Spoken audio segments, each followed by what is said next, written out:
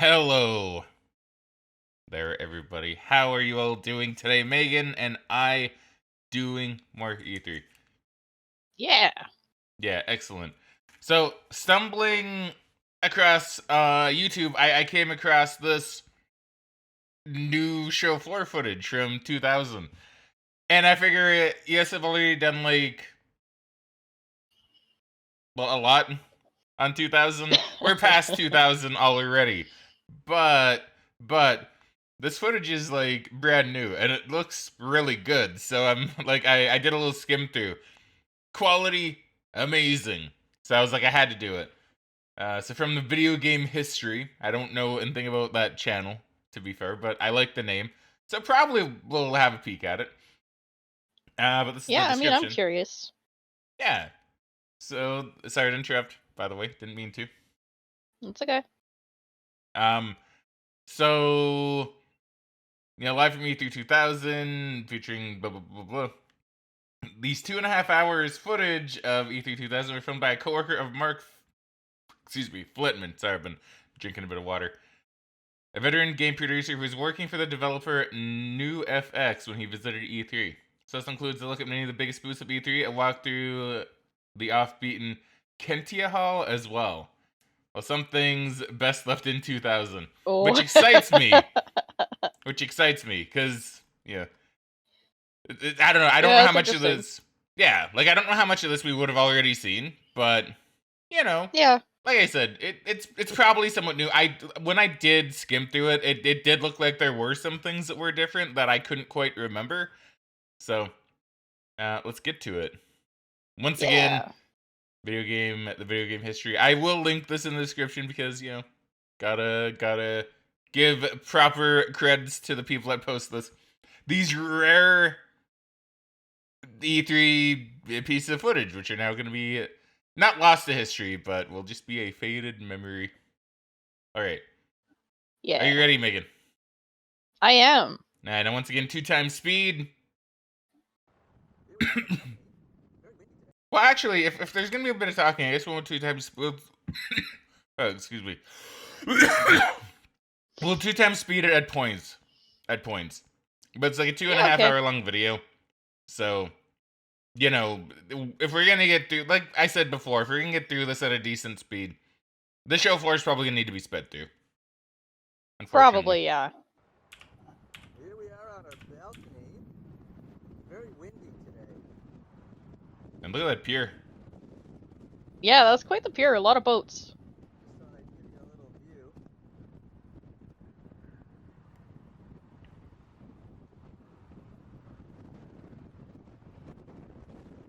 Wow, I'm going in.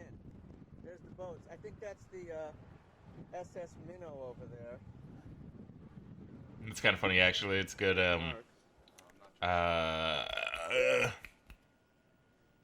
Gilligan's Isle reference, I think. So if you don't see it at the end of this film, you'll know where it is. Okay, I've never seen that. Very old classic TV show. Makes sense, yeah. Okay.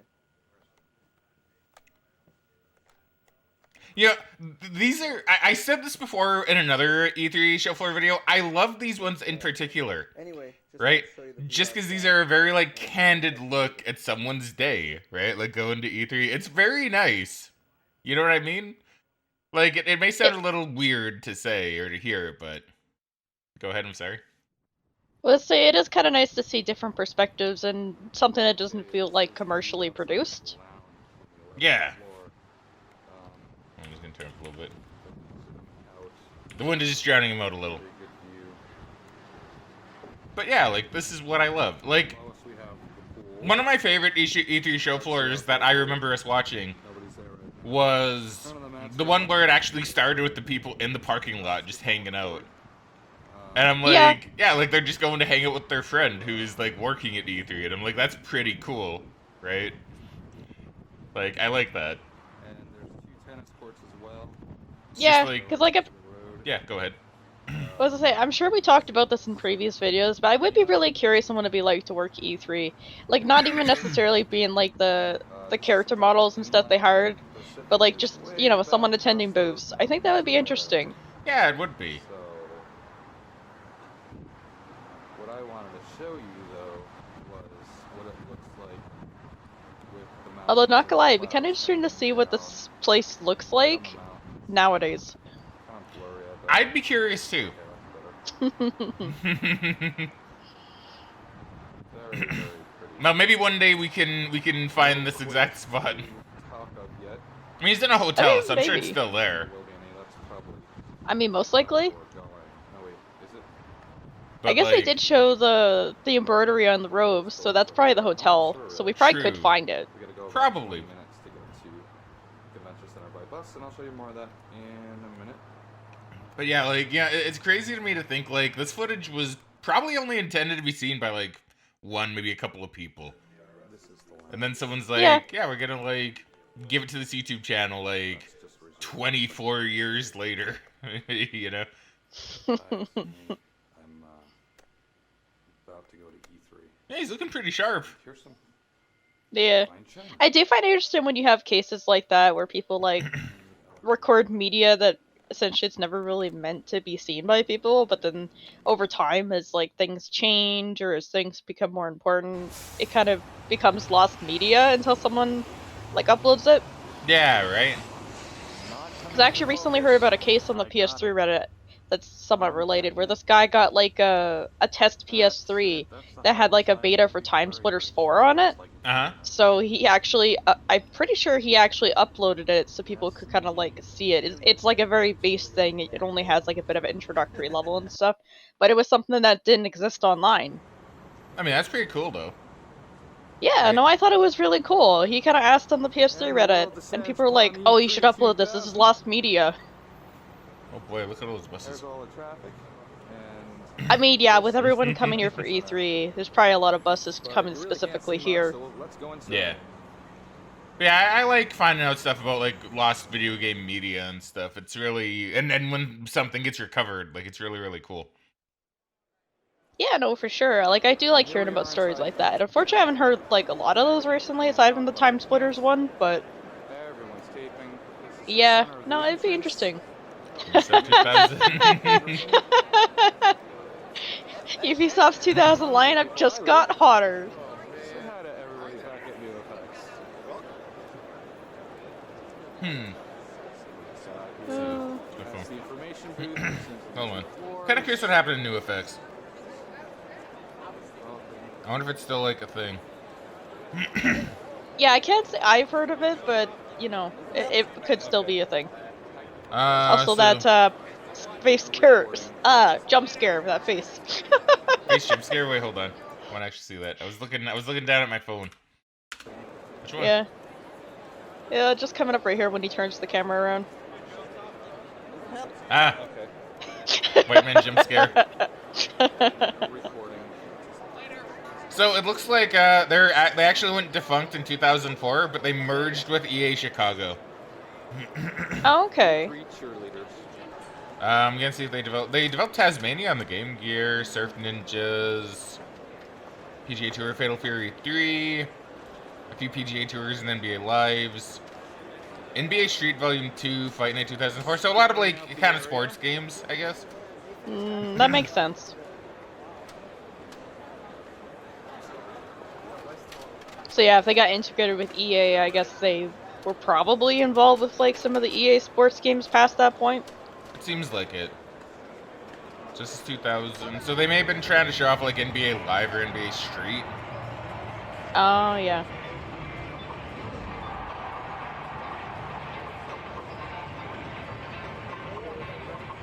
Yeah, see, we're at the EA Sports thing already. And I saw Midway Classic. It did.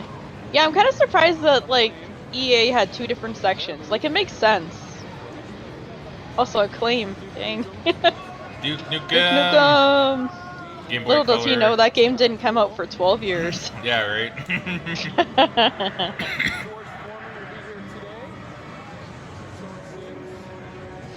Honestly, I do like the atmosphere of the show floor. Like, I know we've talked about this in the past, but it just reminds me of, like, days when we went into, like, arcades.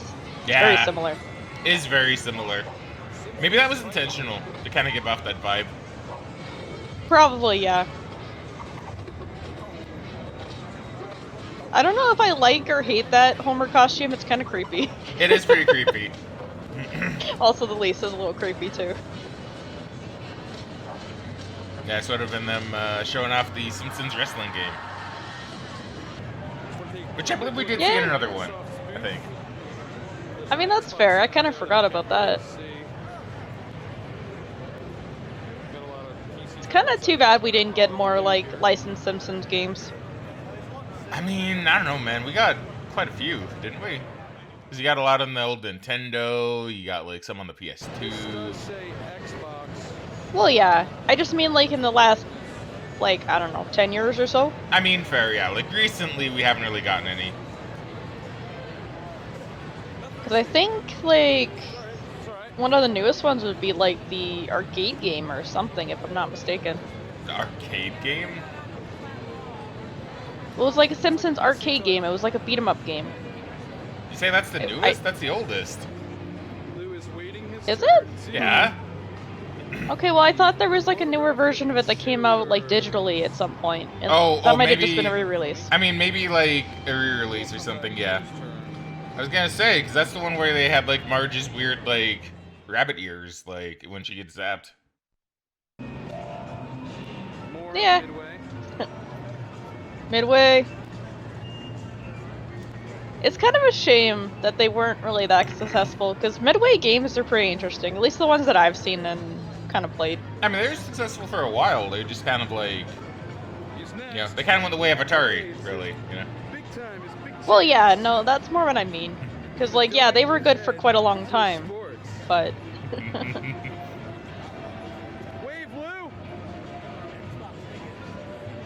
He's a little too tall. A little bit. Gotta bend over. Getting his safety gear in. He's never looked better.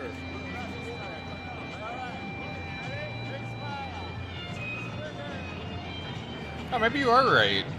The moment is immortalized. Wait, is this like a re-release? It does say Simpsons Arcade was the latest. Are we able to edit these? But I Yeah, don't know I don't know if it's like a remake or not. I mean, regardless, you're right. Well, I just remember hearing about it, because I think it was on the digital stores, like on PSN, and eventually got delisted. And they had it, I want to say, a Games Done Quick one year that I watched. I don't quite remember exactly when it would have been. But I assume it was probably just some kind of light remaster. I don't think it was like a full remake. I mean, probably. But, yeah. Okay. Well, I apologize. I'm incorrect. Well, that's okay. I just remember seeing it at the GDQ run, and I thought it looked kind of interesting. It was kind of a shame you couldn't really buy it digitally at that point anymore. I don't know if that's changed, because I assume that's like GDQ 2014 or 2015, somewhere around there. Oh, nice. Onimusha. Is that Onimusha? I don't think so. Maybe? Maybe it is. I don't know. I don't think it is. Unless it's like Unless it's like Samurai Warrior. Of Onimusha. Maybe it is Onimusha. I don't know. It's just the way the enemies and stuff looked. It looked very similar from what I remember, but it has been a bit since I played it. Did Konami do Onimusha? I don't remember. I don't remember either. The Mummy. The Mummy. I believe we did see this one in one of the other videos. Great. Yeah.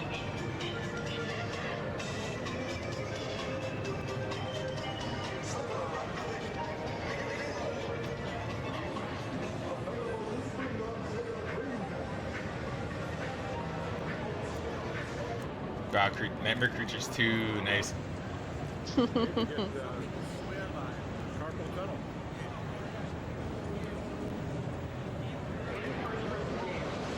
Oh, nice.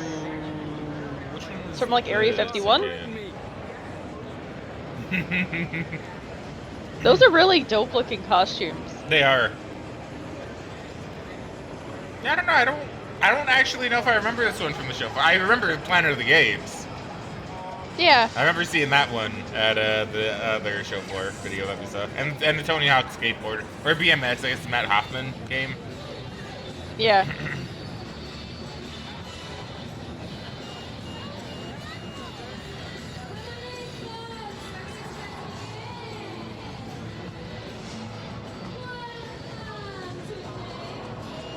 I forget, is this them like promoting a movie? or something? Because I don't remember. Because I don't think there is a Planet of the Apes game. Or if there is, I'll leapfrog. Not as nice as upstairs, but Nice. this is smaller groups. Just Yeah, I like don't a different recall if floor. they had a Plans of the Apes game.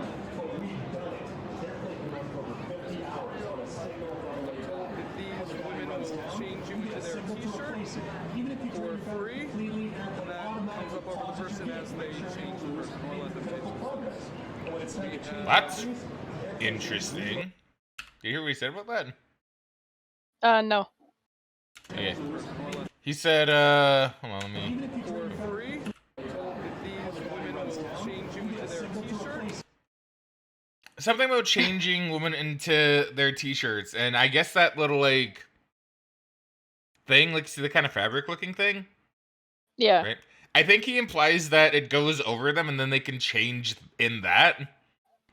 And then they can just take it off. I don't, For free, and that comes up over the person as they change the person, or let them change. Yeah. Yeah, that's kind of interesting. From CNET.com. Also, I I've just looked seen it it. up, and I guess there was a Planet of the Apes 2001 game. Okay, so that might have been what they were promoting then. Yeah. It's a Ubisoft thing, I guess, on PlayStation, PC, Game Boy Advance, and Game Boy Color, which are probably very different games. Probably. Well, thank you for looking it up. Yeah, no problem. Hey, this is the Neo Geo Pocket. Neo Geo Pocket. Whoa. I was gonna Jesus. say, I don't know what SNK is, but if it's Neo Geo, that makes a lot of sense. I'm with you. Yeah, I think SNK is like a fighting game series, I think. I believe so. That sounds right. Okay, this is outside of E3, beautiful LA. Man, this is nice. So you never Yeah. really see the side of E3. Of like outside. But, you know, it's really funny, because this wouldn't have been the same street. But I remember in the first E3 video, we also started outside, actually, didn't we? Because it was showing, like, Yeah. some of the billboards, or some of the, like, bus ads for, like, E3 that year. Man. Yeah. That was the first E3, and now we're back outside. I think it's a different place. I don't remember where they had E3 in the first year. Yeah, I don't quite remember, but I believe they were both in LA, if I'm not mistaken. Yeah, the LA Convention Center. So, Megan, we could be looking across the same street where we initially started the E3 journey. Kind of crazy to Yeah. think about, actually, you know? That here, Yeah. 5-ish years ago, across that street, E3, well, not across the street, but E3 began here, and someone witnessed it. Possibly where this one car is, right? Possibly. Yeah. Man, that's crazy, dude. That's pretty interesting. I'm kind of curious, like I said, like as we go through the years to see kind of like how the advertisements outside change, even how the street itself changes. I think it's going to be interesting. Yeah, I think it's going to be really interesting, too. Because as far as I'm aware, I think the majority of E3s were at the LA Convention Center. Most of them were. It was only a couple of like odd years that they went to Georgia and then Santa Monica. But Yeah. I think the vast majority were in the LA Convention Center. Or Yeah. Rock Climbing Wall. Yeah, it's pretty cool. Hold on. I want to see what that one thing says on the left. That's the front of the building. Ah, classic. Opponents are everywhere. Gaming Expo. Oh boy, I might need to mute this for the music. Maybe. Depends if YouTube hates me or not. Because it's not super loud, especially if we talk over it. Yeah, I mean, oh, hey. I mean, she made it. I'm surprised they don't make her try to get like higher up and not just touch the top. But I kind of get it, you know. I think typically with rock climbing, you only really need to touch the top, right? Because don't they normally have like a bell or something, and you like tap that, and then that's considered the victory? I mean, I guess so. I don't know. It's been a long time since I've done any kind of rock climbing. We You've done rock did climbing? it a couple times. Well, not like real rock climbing, just like stuff like that. Like I think there was one trip we had in the school where we went to like a rock climbing place or something in the city, and then there was like a couple times where we were out on vacation, like when we went skiing in Panorama, where they had a couple rock climbing walls that we did with our family. I mean, fair. But no, I would never do like actual rock climbing. I don't have the balls to try and climb a cliff face. I mean, yeah, I don't blame you. I wouldn't want to do that either. I just wanted to see if I could see that one sign a little bit better, because it was the Gamer's something or other, but it was the Gamer's opponent. I'm not too sure. Okay. Yes, I am. What's up, baby? Welcome to Acclaim, where we're ahead of the game. What's up, wow? Acclaim. Wow. Looking good, baby. That guy has a lot of energy. At the Acclaim booth. Looking good, baby. I like I that mean, guy. presumably this is still early into the day, so maybe they're still energetic. I mean, probably. Have some ECW wrestlers EC Dub. around Ooh. this corner in their cafeteria. Trying to see if I see any. Where's Bubba Ray? I think he would have still been in ECW at this point. Brett Gow. See, this is actually pretty interesting to be able to see like a little bit of the more private areas of E3. Yeah. Patterson. More industry stuff, I guess. Just doing lots of meetings today. What do you like on the floor? Yeah, right. Like this is what I like. See, I'm glad I did decide, because I did debate. I was like, well, I already done 2000. Should I just like say it's done, right? But no, I'm glad we're watching this, because this is a really interesting look at E3. Yeah, like I think there's enough unique stuff in here that like if someone really wants to see it, it's worth watching. Obviously, I assume the majority of people aren't going to watch all of the Showfloor stuff, which is fair. Oh yeah, for sure. With him. So what about their? Yeah. I don't want to say this. Gotcha. Oh well. Can't block this. Man, I can't believe they got Duke Nukem himself to show up at E3. Crazy. Yeah, that's pretty cool actually. Good costume. And a woman with an ass. Duke Nukem fashion. I mean, that is a very Duke Nukem thing. I was That's a very gonna say Duke I Nukem don't thing. know if anyone would wear that in real life, but you never know. Stacy, say hi to the camera. Hi, Stacy.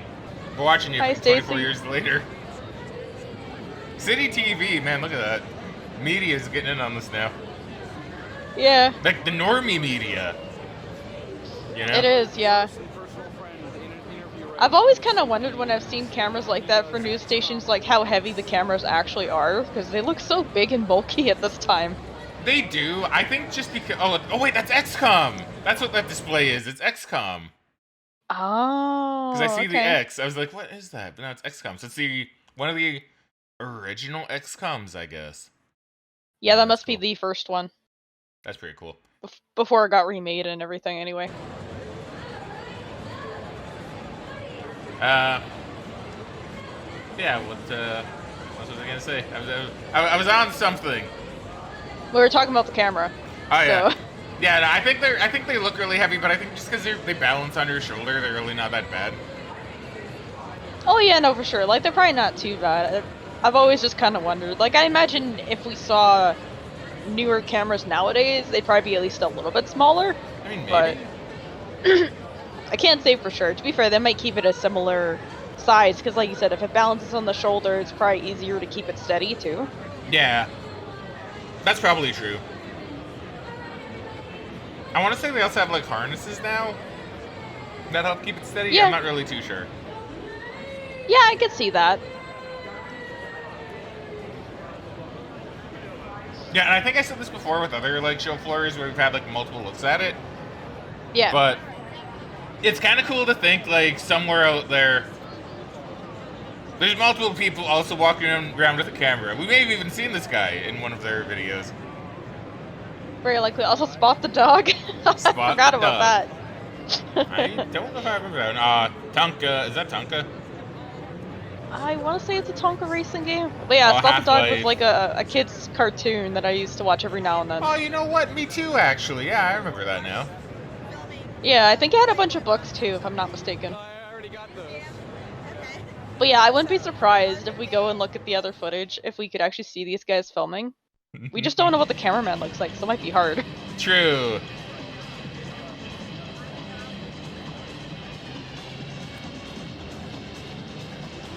Which is this? Red Storm. Red Oh Storm? boy, Red Storm. Man. What did Red Storm do? I think they... Ah, shoot. Did they make... They didn't make Red Faction, did they? Let me see.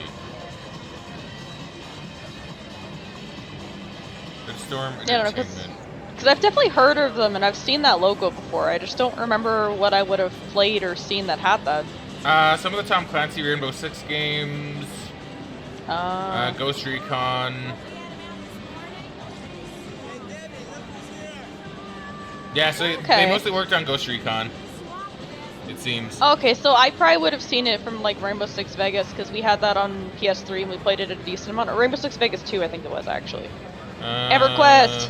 EverQuest. You know, Kinda classic. It's funny that they're showing this because I actually saw a post earlier today where they posted like one of those infographics of like stats from EverQuest for like their 25th anniversary, and it was pretty interesting. It just like existed for like 9,000 something days. Player with the highest playtime played like 8,400 or something of those days. It's pretty interesting. That is pretty interesting. Yeah, EverQuest was something, man. Like, such a different kind of MMO. I never really played it, to be honest, but, like, I played a bit, and I know that, yeah, it was just a very different kind of MMO.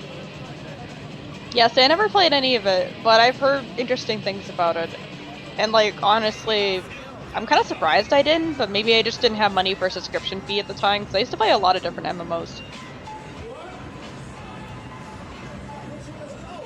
Eidos. Eidos!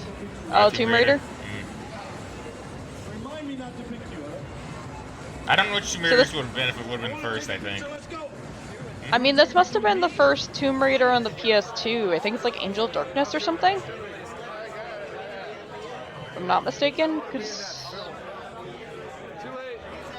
Let me see... It's okay, I can look it up. I already got it open. Okay. This is Rory. Rory Photo opportunity. Now, could you put a lay on my boss here?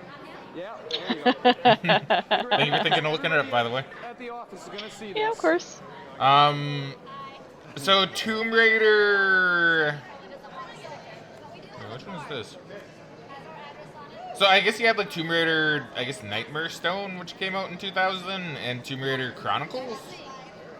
Oh, okay. It could have also been Tomb Raider Curse of the Sword. Depends on when the games came out, I guess. Because Curse of the Sword came out 2001. One for the camera guy. Okay, yeah, so it's probably one of those ones. It's one of those three, probably, yeah. Over the camera. Is that Let's do possible? this. Yeah. We're about to find out. Nope, you're gonna have to take it away slightly. There you Ooh. go. Hi. Thank you. Make sure you guys download Monday. If Okay. you need desktop. Monday. Bye. I thank you, lady. Konami Let lady. go. Konami lady. Yeah, Megan, how do you feel about, like, the booth babe culture at E3 that E3 had for a long time? I mean, I think it makes sense because of the demographic of games, especially back then, was like probably about 85% male. Mm-hmm. But me as a girl, I don't like it, to be honest, but I kind of understand it. Yeah, like, I think it's kind of a product of its time, really, to be honest. I feel Yeah. like at this point in time, it was kind of like, I guess just really like normal to have, and like you Yeah. said, it's a demographic thing, right? All the companies are gonna say, okay, we can attract like, oh, is that Yeah. Masuda from? I kind of actually look like Masuda from Dexter, actually. Yeah, he looked pretty close. It's not quite the same as Masuka, though. Not Masuka, yeah. Like, not quite the same, but, like, the lack of hair, the glasses. I mean, at a glance, you know. Yeah, Maybe it's no, like, that's fair. yeah. But yeah, my at the favorite time, like, it characters, makes Dexter. sense. You try and attract people to your booth with booth babes. Yeah, right. He went inside. But as, like, the years go on, it's, like, kind of tired, right? It's like, we're not here for the babes anymore, now we're here for the games, right?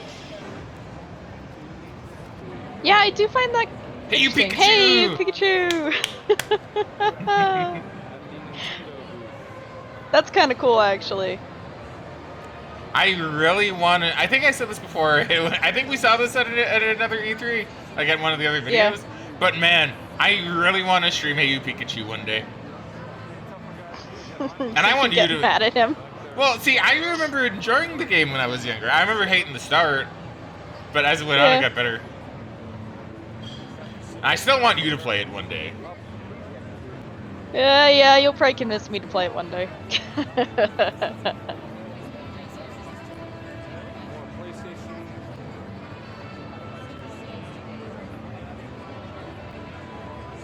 There's a guy filming. Maybe, Megan.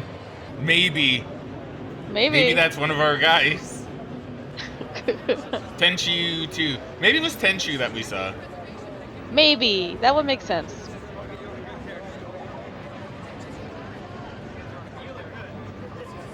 Oh, the Tony Hawk BMX game? I think it's Matt Hoffman. Oh, yeah, you're right. Megan, Tony Hawk didn't do BMX. That was Matt Hoffman's thing. Come on, Megan. Okay, I don't know who Matt Hoffman is. Did you even, like, into extreme sports? No. Exactly. Spider-Man. Oh, classic. Yeah. I do want to actually play this game. Like, I know you relatively recently got the PlayStation 1 version of this game. Like, Yeah. I played a little bit of it as a kid, and I remember playing the demo quite a bit when we had it on a jam-packed disc, but I never mean, owned it. I mean, you should definitely play it. Like I told you before, well, not on recording, but I'll tell you now. So I did stream this one. I actually want to stream it again, sometime just because. But when I played it, it took me like a few hours. It's a very short game. Yeah. Yeah, I've kind of heard that it's a relatively short game. But it's really good. Like, it's really, really good. Yeah.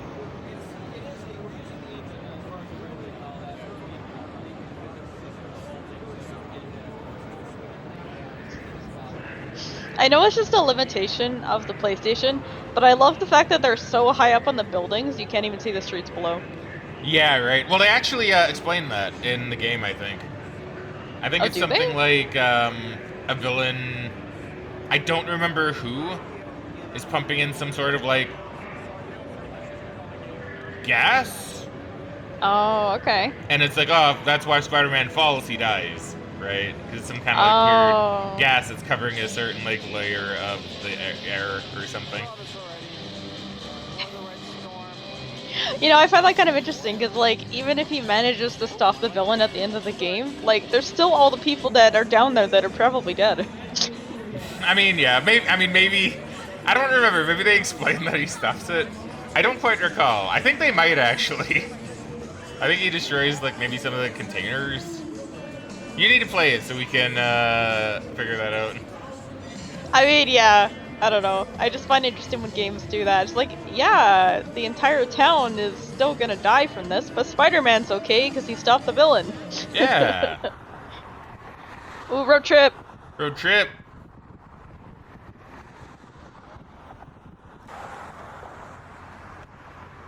I wonder where he's going. Yeah, I don't know. Unless this is like a different day. I mean, this is probably a different day. Could I assume with how abrupt that ended there, they either ran out of film or I guess battery, maybe, because it's probably a digital camera. Maybe. I was gonna say, it looks a Or lot they cleaner. were done for the day. Whoa. I'm sorry, what? Well, yeah, they probably ran out of like battery for the day, or they probably were just that was the last booth they were looking at for the day. Probably. People are waking up. And Yeah, this is May 2nd, it's said, I only. believe. Or May 12th, I mean. Yeah. Time right now is Okay. about 8:30, I guess. Let me just see here. It's a nice sunny day. Yes, this would have been the second day. Smog Yeah. free day. Okay. And just people that are coming in. Just want to give you an idea of the heights here.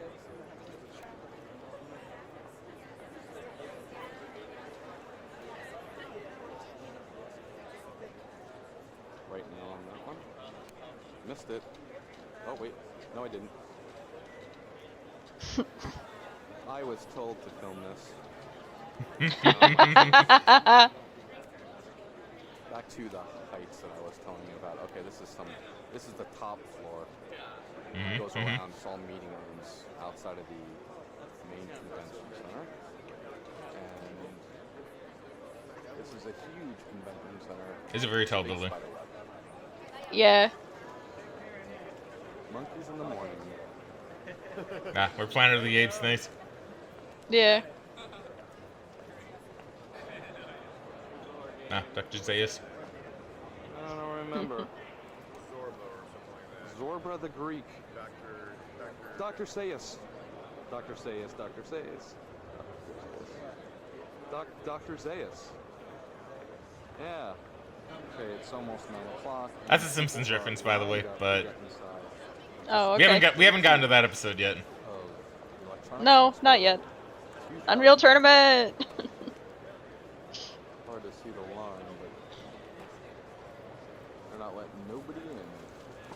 They're finally letting us in. And Took a bit to open the door. people. Yeah. Yeah, I do like how you got like so many different kinds of people here, right? Like you have Finally You have letting us like, yeah, like you have like dude with backpack, right? Probably a very typical Yeah. looking dude. You have kind of like just a dude like chilling. But you have this guy like right here who actually looks very businessy. Like it's not a suitcase, but like he's looking like very businessy. You know what I mean? Dude in blue shirt. Yeah, he looks like he might be here for more of like the technology stuff than the video games, if I had to guess. Yeah. Then you have like woman here who, you know, also has a backpack. Excuse me. Sorry about that.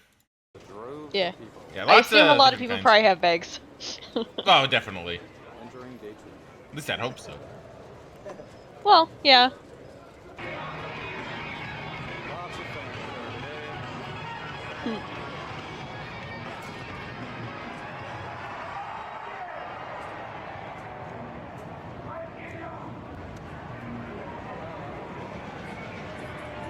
Make stuff with their Xbox. Yeah, this is back when the Xbox was gonna look like a big ass X, I think. Yeah, because didn't they show off the prototype for it at the C3? I don't know if it was at E3. I know we saw the prototype at something when Oh, they okay. announced it. I don't know if they announced that at E3. For some That's reason. true. That might have been a separate thing. I think we just looked at that because we were looking at like the Xbox in general. Yeah. Yeah, because I think, because yeah, I guess there's a point in time when like they didn't unveil consoles at E3. It's kind of crazy to think about, you know? Yeah, well, I think one of the first ones probably would have been the original PlayStation, wouldn't it? At E3, I'm not too sure actually.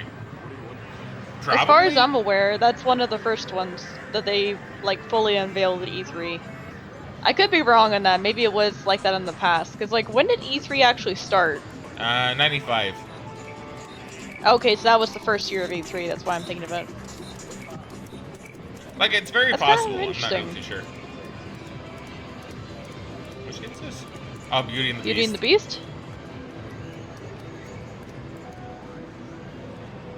Huh. Elite Force. Yeah. I know they're not really looking at a lot of the actual games right now, but it's kind of interesting to see them walk through the layout of the show floor too. Yeah, like honestly, it's kind of why I'm not 2x speeding this. Just because this is a lot more like personal, you know? Yeah. And I feel like it's really just kind of interesting to see that.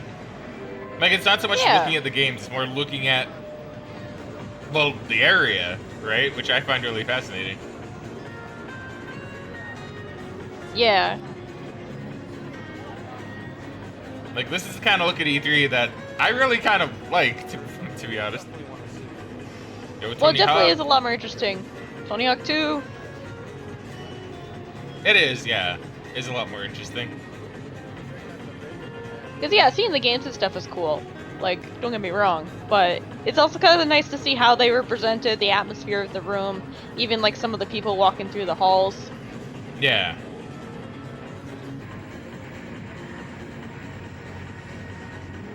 Some pretty nice tattoos. That's a very interesting set of tattoos, yeah.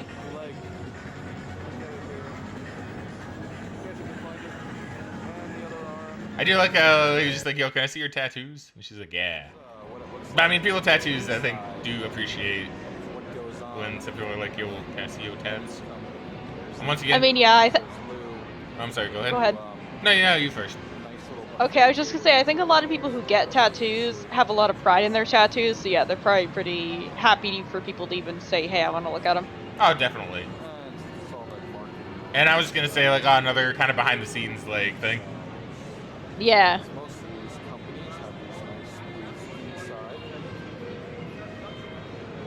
Yeah, I never actually, because I know they always say, like, oh, certain things get revealed in, like, the offices at E3.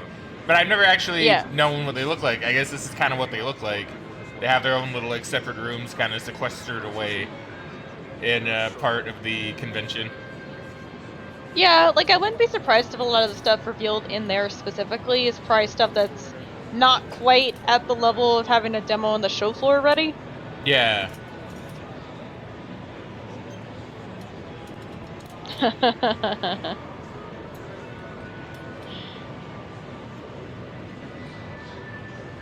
Yeah, I've heard the Aladdin game is interesting. Very difficult, but pretty interesting. Interesting. Actually, I don't know if At least I think that was the SNES one, or the NES one. Oh, the NES one, yeah, was pretty difficult. I did play the Emperor's New Groove game, actually. I did remember playing See, I've never seen this one.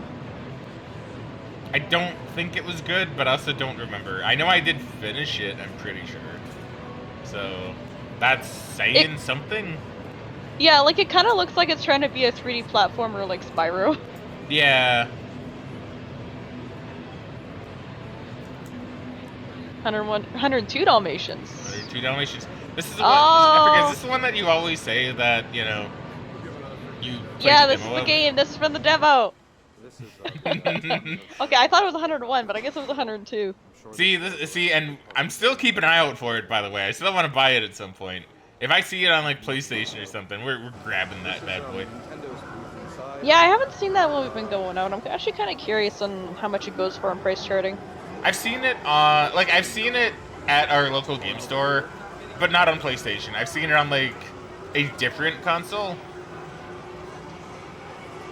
But I'm like, oh, well, we'll wait for the PlayStation. We'll find it on PlayStation. Yeah, I don't know how much it goes for. I don't think it's too expensive. So just looking at price charting, complete inbox goes for $47.54 USD, so that's probably roughly $60 Canadian. I mean, yeah, that's fair. I consider anything under 100 for like an old game decent. Well, yeah, especially for something like that, because I don't know. From what I played, it seemed like a pretty decent licensed game. It didn't feel as awkward as some of the other licensed games I've played. Yeah. Also, this game looks interesting. Yeah, which one's this? He did show is this like Night in the Dreams or something? No, this is not Night in the Dreams. Very, very different game. It might be Tales? Is there a Tales game? It's from... Well, no, it won't be Tales. It's from Squaresoft. Can't really read that. Okay, well, I'll try and see if I could find it. Well, no, it's okay. You don't need to worry about it too much. Like, he might show it. And if he doesn't, like, I mean, I can probably just Google image search, like, this. And it'll probably come back with something. Okay. Live fighting in an RPG. More threads of fire. Oh, nice. Wait, what do you say? More Breath of Fire. Breath of Fire. Oh, so that's the name of this game, Breath of Fire? I think I've heard of that one. There's quite a few of them. It's like a very, well, relatively long-running JRPG franchise that I think hit peak on, like, the PlayStation. I don't know which ones are considered good, mind you. I think it's like Breath of Fire 2 and 4. But yeah, it's pretty cool. So I'd like to play the Breath of Fire games one of these days. I just haven't really found them at a decent price. Because they're kind of expensive. I mean, that would be nice. I think there are a couple of them on Steam, but I don't know, like, how good those versions are. Good old Chrono Cross. I do want to play that sometime. Yeah. Well, again, I played it before, but I won't play it again. Oh, see, I never played it, but I would like to. They want you to play with them. Davis is Honestly, so that's a sequel to Chrono Trigger, but it came out like 2 weeks after Chrono Trigger. material Dreamcast, something next gen. Good old Shenmue. Hold on, I kind of want to go back to that game again because I don't think it's Breath of Fire that he looked at. I want to actually like. For a t-shirt. I want to actually like see what it is. Threads of Fate. Some Threads of Fate. Threads of Fate. I think that's what he said. I just want to see. Is that one? Is that one? Oh that yeah, it's a we've PS1 seen? game. I think that's one that we actually saw at a previous Showfloor walkthrough. Probably. I think I may have even added that to the list of games to pick up. 'Cause the name's very familiar. Threads of Fate. Yeah, okay. Yeah, we'll have to keep an eye out for that one. I don't know how rare that one would be, but And this is for the PlayStation.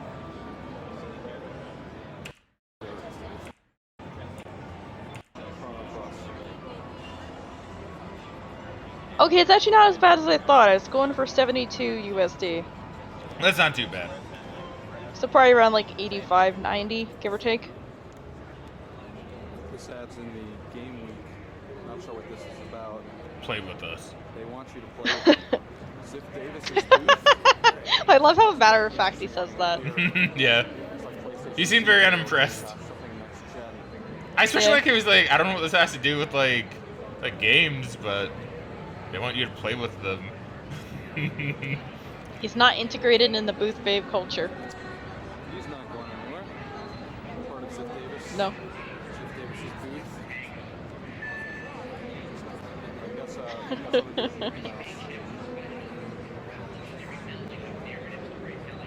is. So interesting to see like classic Shenmue. Yeah.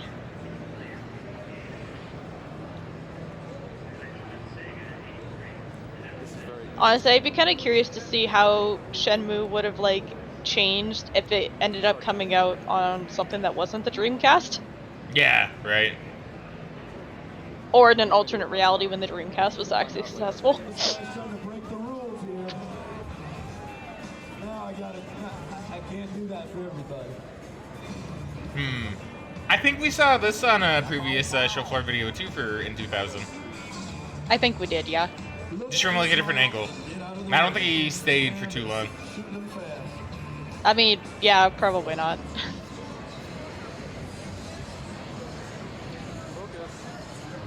Nah. Mary Kate and Ashley, oh boy. For Acclaim, woo. Stop the line for a minute. Terror's booth. They get Oh. these, Thurl? Not really too sure what these are from. these are some models that they have out front at Sierra's Sierra's booth. booth. Okay. They look cool. They do. Marauder. Oh wait. Tor in Chief. Yeah, so this is Warcraft. like. Yeah, it must be.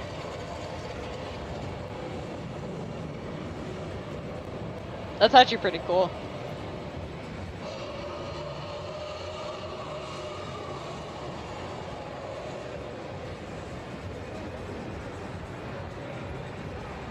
Stand now upon the brink of destruction. Gotta keep this thing rolling. Ah, back here. Laura! Oh my god. Let's get it rolling. Who's next?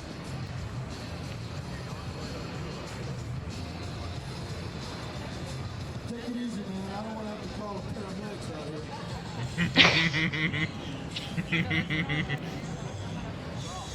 What's in the bag? Oh, Yeah, I wonder what that model is doing now.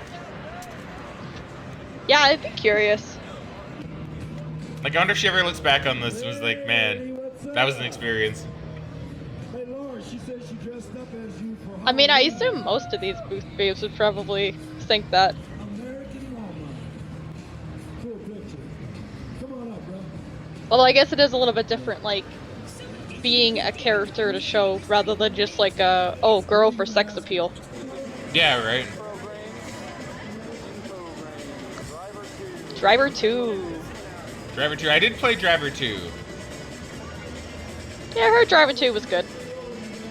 Yeah, I remember being fun. I think it had some really like stupid moments in it, but Yeah. you know. That'll happen, like...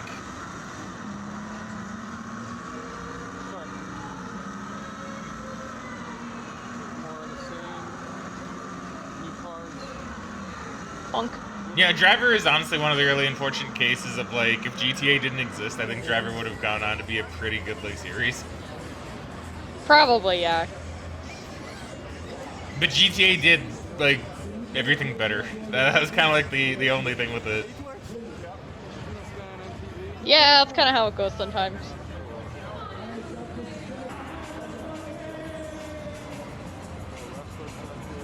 That's right, we did, in one of the other show floors, we did see some of the, we did see them wrestle a bit. Because they had a ring and everything. That's true. I don't know if they were ECW, though. That's a Half-Life. Yeah. They're showing up as 10. Interesting. Man, if only Gabe knew, like, what this game would do for Valve. Yeah, I'd be kind of curious. Back then, just innocent Gabe Newell being like, yeah, man, I'm just gonna make this game. I'm sure it'll do okay. To become, like, one of the biggest, you know...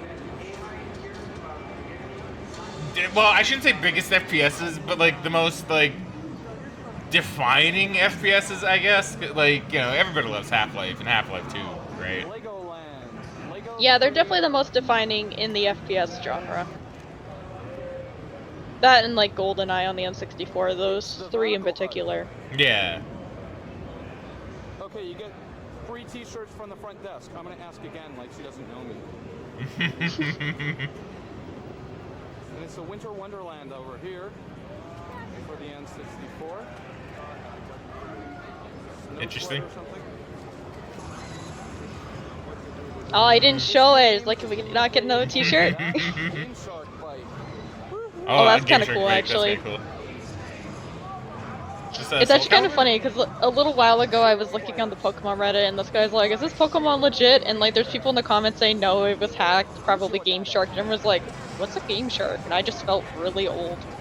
I mean, it's true, I guess. Game Shark isn't really a thing anymore. Man, now I feel old. Yeah, you're welcome.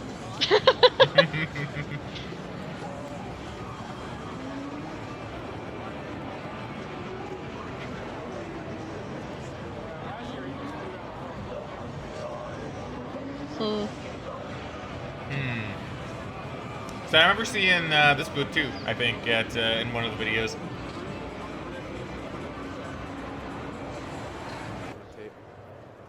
Is it day 3? It's probably Must be day 3.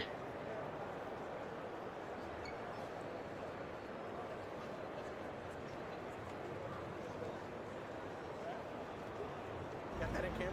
What did he create? Created Steel Harbinger. Oh, really?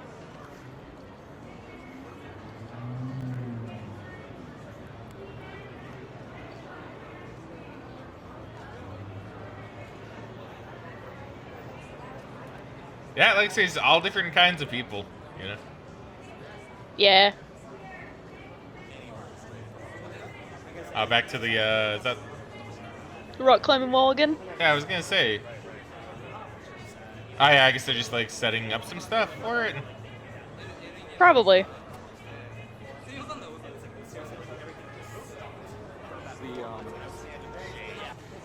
The associate producer for Army Men for the N64. Oh, man. Bill here worked with Mark Flipman on the title for Steel Harbinger, the concept man for Steel Harbinger.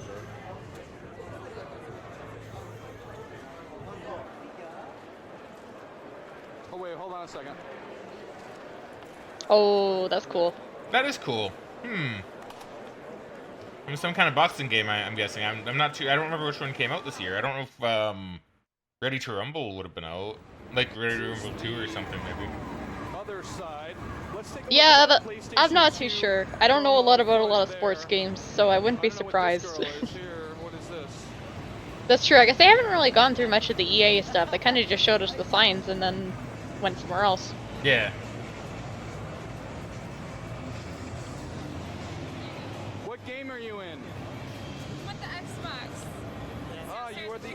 Deluxe Girl. Alright.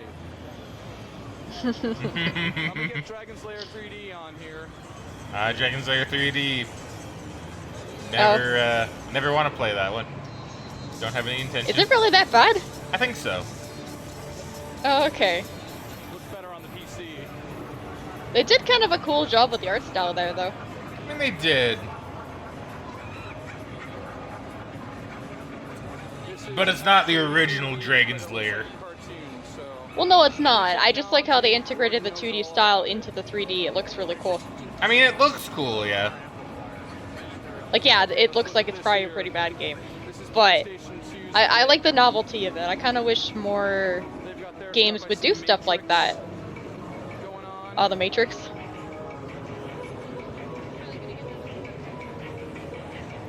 Maybe? cool stuff. I don't know. I was going off what he said. It looked like did code, you say but maybe it Matrix? wasn't. Maybe. Yeah. Probably was the Matrix then. Probably starting to get all those tie-in games.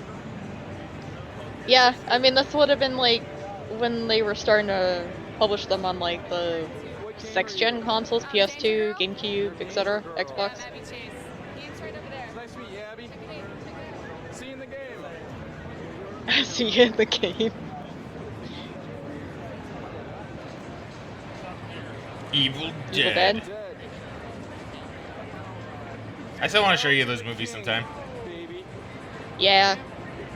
And there is Hanger Danger Girl. Girl. Oh, Danger Girl. Oh, Okay. Naden Chronicles too, man.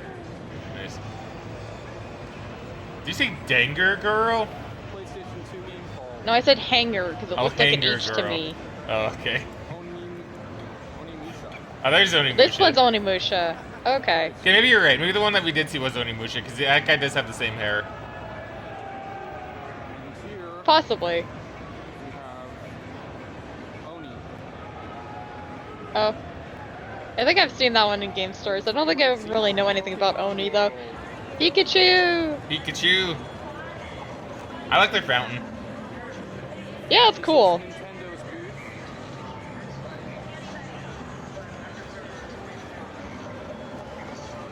I do like how Pikachu is just like there chilling in the fountain. Man, look at all those Pokemon on the booth. Oh, kid. Oh, it's for Gen gold 2 and silver, stuff. that's why. Okay. Yeah. Lugia! Gotta promote that Gen 2. Guy wearing just a Yeah. hat, nice. Oh, and the anime and stuff, too. Yeah, that makes sense. Majora's Mask? Yeah, probably at this point, right? I think so. Because Ocarina of Time came out already. Yeah, that was out in 98. Yeah, Hey, you, Pikachu. Oh, he's fishing. he is. Pikachu fishing. This must be really awkward to play in such a loud area. I mean, probably. Oh, it's Got a a Magikarp. Magikarp. It's tiny. I remember having some fun with the fishing. Chewy. Looks like it's not done yet. Maybe it is. Maybe it is. Cool stuff. Who knows? Okay, I do like how they kind of did Banjo and Kazooie's footprints in the logo there. Yeah, I like that too.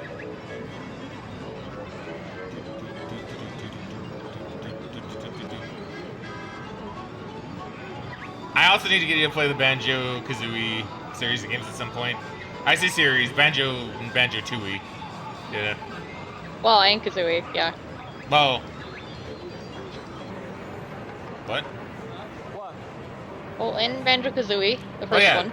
Well, yeah, that's what I said. I said Banjo, then Banjo-Tooie. Pokemon Puzzle. Okay, I just thought you said Banjo-Tooie, so I thought you were just talking about the second one. Nah, my bad. Nah, Banjo and Kazooie, and then Banjo-Tooie. Yeah, I do no, wanna that's get you to fair. play both, yes. Probably not nuts and bolts though. That'd be interesting, though. Good God, Megan. That means That means I gotta buy nuts and bolts. I don't wanna. I probably would eventually. I would say, but it's only like probably $20. And to be fair, I need to buy Girls. Banjo-Tooie. I think I only have Banjo-Kazooie. From the Laker games. Ooh.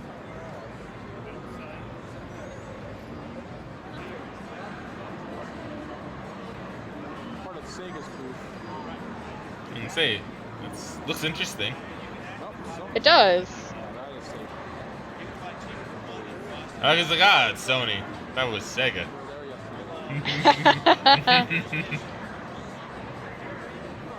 There's Sega.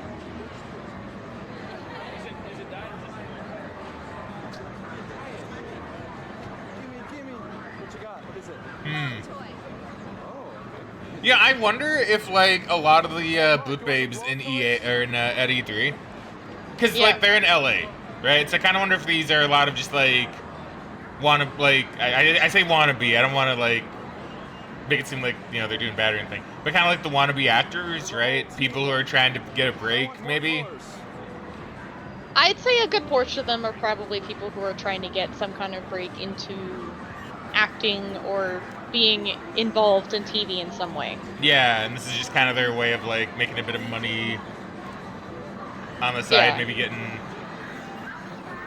like not acting experience, but getting like in exposure, like in there, they can say like, oh, I did this at E3. I mean, I assume some of them might even want to get into like performing and stuff too, possibly, depending on what they're doing. I think we had this discussion before actually, because I think an actress actually was a booth babe at one point. I think I remember looking this up. Yeah, I think we did when we were talking about it, probably with the Lara Croft, if I had to guess.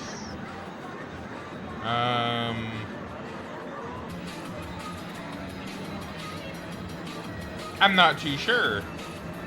We're heading to. I mean, that's fair. Hall we didn't even know existed. Oh shoot, man! I know we found out something about how there's an actress that was a booth babe that then like ascended. Oh yeah, see, Mattel yeah. Interactive.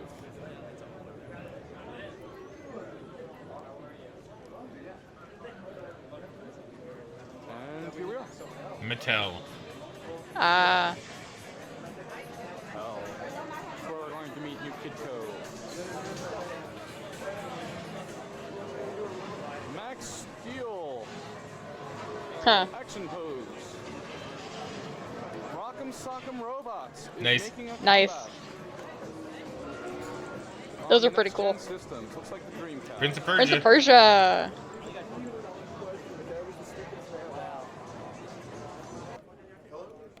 I do find interesting in that whole. Nice. I do find interesting in that whole that they're more divided by genre rather than like company. Yeah, right. Like that's pretty cool.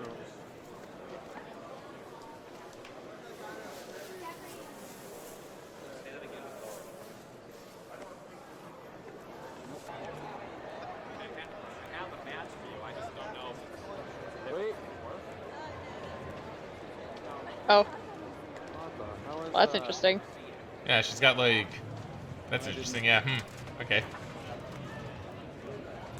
See, I don't know how I'd feel if I was told like, yeah, you gotta wear like stickers over your like titties, Yeah, I can't imagine a lot of people would be very comfortable with that.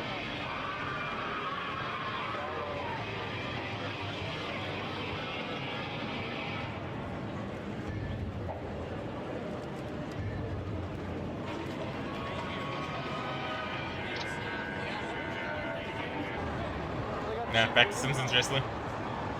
Yeah. There's Marge.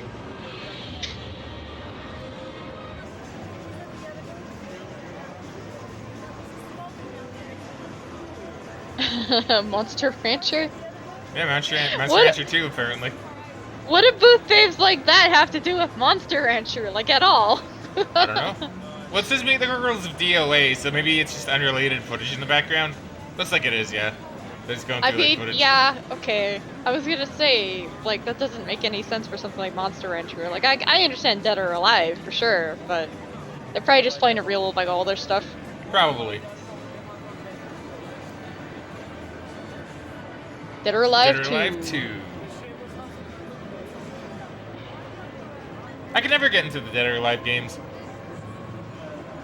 Maybe because I'm not really into fighters or something, but I don't know, I tried it, like it's okay. Would rather play Street Fighter if I do like, a fighter. Yeah, that's fair.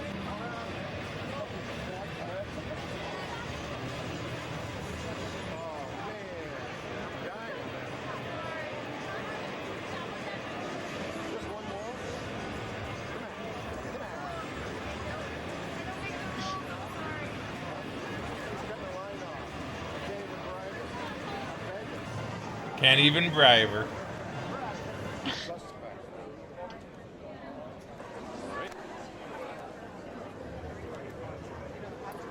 Oh, we're upside down. Yeah.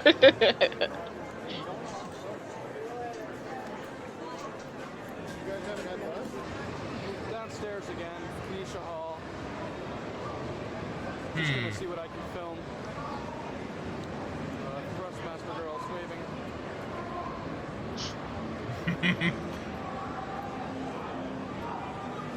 Woman wise. So is this just like the general tech area, I guess? This must be a general tech area, not nearly as cool as the gaming area. Yeah. But, like you said, they're probably going for that arcade aesthetic in the gaming area. Probably, yeah. Blaze. Video game accessories. Okay. I've never heard of Blaze. They probably didn't do Neither too have well. probably not. Zaboo-mafoo. I remember Also Garfield. Zaboo-mafoo. Also Garfield.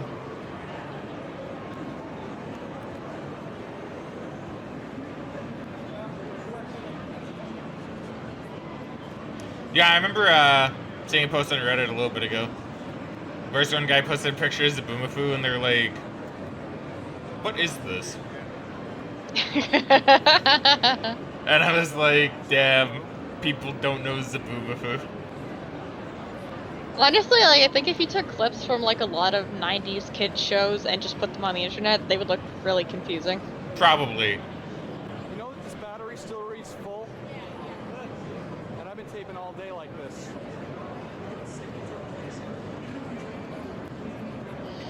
It's actually kind of funny that you mentioned that, because I saw this one post a few days ago on Reddit. I can't remember exactly what they were talking about, but this guy's like, oh, this came out in 2008. When I was born, I feel old. And I'm just like, oh, because I was 14 when that came out.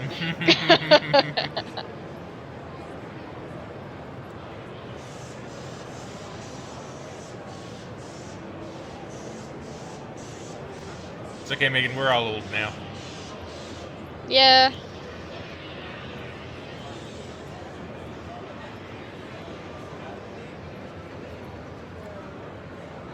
Dancing jump pads, I guess. Interesting. I guess so. 3DFX. They're to our left.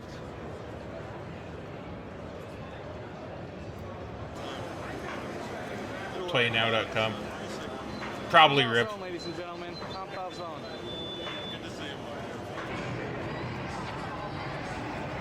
Yo, it's Kiss. Who I think we actually saw in another Showfloor video, now that I think about it. Can you stick your tongue out? PlayNow.com, it still exists, but it looks like it's like a gambling site now. Oh, it's a gambling site now? Oh, okay. I mean, I guess it makes sense. That is a pretty good website URL, so I wouldn't be surprised if someone bought it after they went under. Probably. But yeah, it was showing like Lotto Max stuff and like some online like slot machines and stuff like that. Okay, well, thank you for looking it up. Yeah, no problem. GameSpy. GameSpy. You know, it's kind of funny that we're seeing this now, because like the other day, I haven't watched it yet, but I put in a video into my YouTube downloads that's talking about like the death of GameSpy and like how it killed a bunch of online games. Yeah, right. Well, maybe we should watch that sometime. Because yeah. I was actually thinking about, like, before you said that, I was gonna say GameSpy was probably like one of the worst things that could have happened to some games, just because, yeah, like now GameSpy's dead. A lot of online services for those games are now gone. Yeah.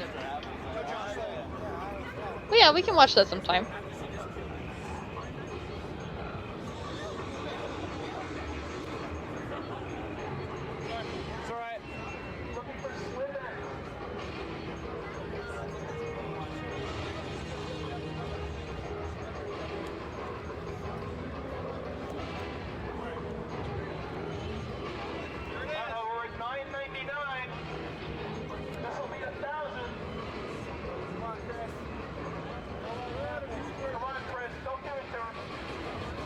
I don't know, man. There's something going on with Chris somewhere.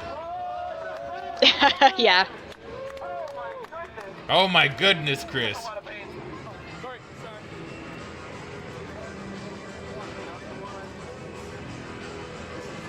The Challenger plane. Oh.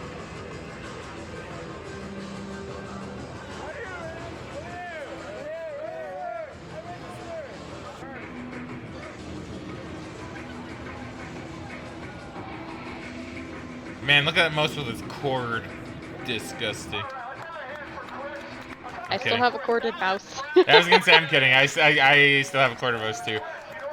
I know there was like a point like a little while ago where it was like, oh, wireless mice are all the rage. Yeah. But yet, corded mouse still reigns supreme, to be honest. I wouldn't be surprised if in like a few years there's like a big push for like wireless mice though. I mean, hey, if they get the latency like really good, then I guess I don't see why not. Yeah, like if they can get the latency good. The other big thing about the wireless mouse for me was just the battery life felt really short. I don't know. One day do you think we'll get like wireless charging for stuff? Like wireless charging for mice? I mean, probably. Charges I mean, they while already you have the use. wireless charging for phones, so they could probably just make a mouse that charges similarly to how the phone does. I don't know how expensive that would be to produce, but if they could get that, then it would make a lot more sense, because you can kind of just place it on there and charge it overnight or whatever, right? Or, hear me out, put that in a mouse pad. True. If they could put it in the mouse pad, that would make sense. If that And before you have a happens, mouse pad that's like 2 inches thick. yeah, right. If that happens now, though, I'm gonna say it was my idea because it's on recording now. I said it. If it happens years after this, I'll claim someone took my idea. Yeah. Or maybe we should develop that. I don't know. Maybe we should consider it. I don't know, maybe. I wouldn't be surprised if someone like Razer does something like that, because I know they already have the mouse pads that light up and stuff. Yeah, so I like wouldn't mine. be surprised if they integrated stuff like that. I mean, probably, yeah. Like, I think that probably is the... Like, that would probably get me to get wireless mouse. I mean, probably, provided it's not too expensive, yeah. Because I don't necessarily care if it has a wire or not. I've kind of gotten used to it, but it would be nice to have a wireless. Yeah, I mean, if it charges while you use, I mean, that's pretty good. Well, yeah. No, I don't know. Some company's probably going to think of it. I'm going to say it may be my idea first. But... Yeah. The technology probably will happen eventually. Well, probably.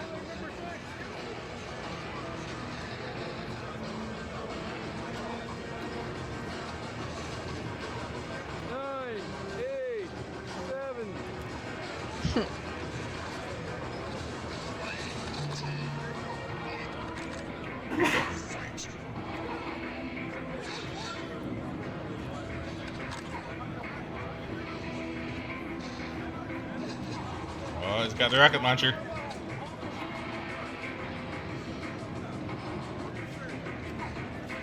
Come on, man, where's your bunny hopping? I don't know if bunny hopping would have been a thing at this point. I think it would have been. I want to say Starquake. I mean, he's doing it a little bit. I think he's trying at least. I mean, that's fair. Oh.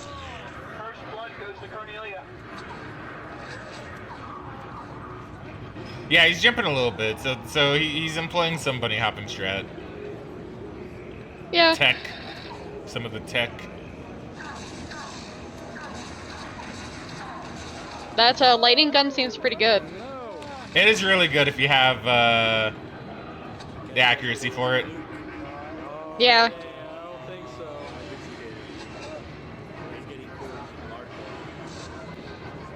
Oh, camping.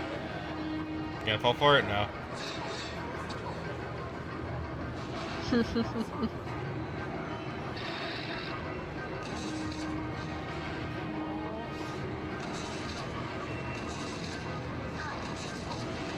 Oh, come on, my dude. Come on, my dude.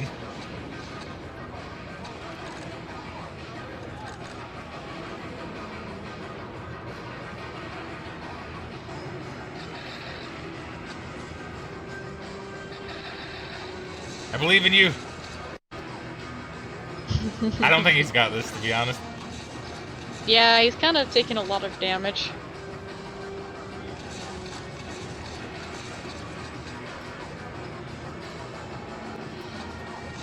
Oh, oh, oh, Nope. oh, wait. Wait, what? You run out of ammo? I started tapping by accident. Oh, yeah, that'll do it. I mean, hey, I still do that now sometimes. Yeah. Honestly, it's pretty easy to do by accident.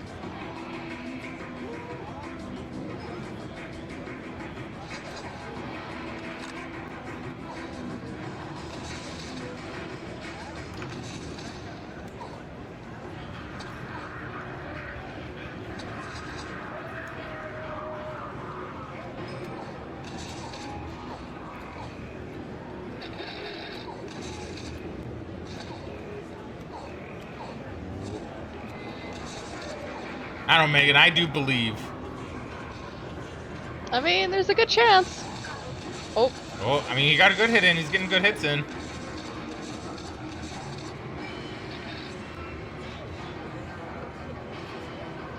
I do find it funny how he's very insistent on using the rocket launcher, though. I mean, very good weapon.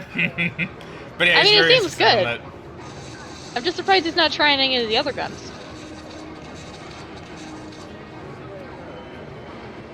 But to be fair, maybe that's just what he's used to playing. Because, I mean, if he's doing the bunny hopping, good chance he also played Quake. So. I mean, probably.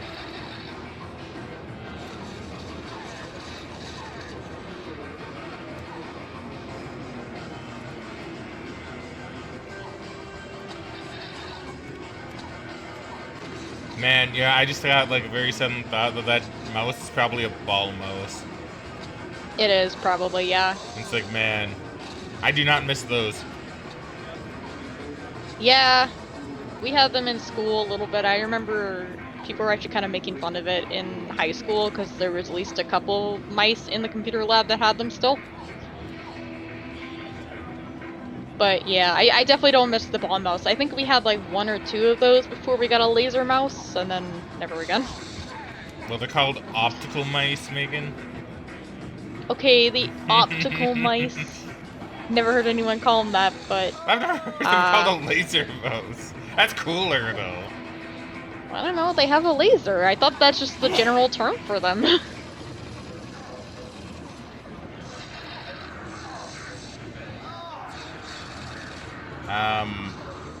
Yeah, because, like, I know, like, with, yeah, like, with ball mice, like, I know they, yeah, because you can get, like, stuff, like, caught in the ball joint or whatever, and that would always be really annoying. Like yeah, hair no, or something. we definitely had stuff like that happen, and I know even at school, somehow some of the kids got the balls out of the mice. I don't know how you do that. I'm not sure either. So we had a couple of those that just didn't work.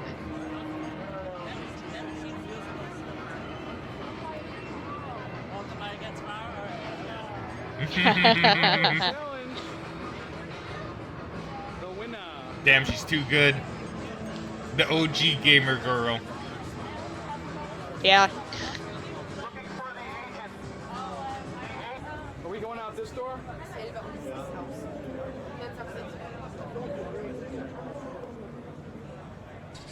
I should have chased her up.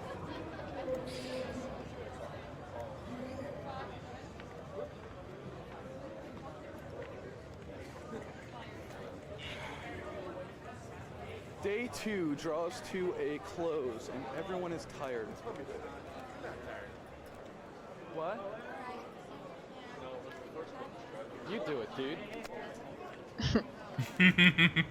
Staples Center. Nice. Kings versus Avalanche. Man, crazy. I wonder how that game went. Probably well enough. I mean, probably. I don't know. I was gonna look it up, but I'm like, it'd be pretty hard to find like a specific game from like that long ago. Yeah. I mean, I'm sure they have it. Sports people are like crazy with their stats. I mean, yeah, that's perfectly fair. Oh, here's day 3. So that was all day 2? Yeah, I guess so.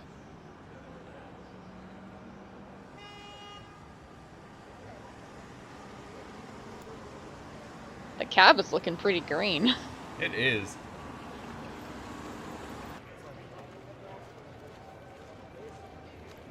I mean, maybe that was like a marketing thing for that cab. Maybe that was the green cab company or something. I mean, I'm assuming so. I'm just very used to our cabs here being like white, black, or yellow for the most part. Yeah. Now they're going to EA Sports stuff, okay.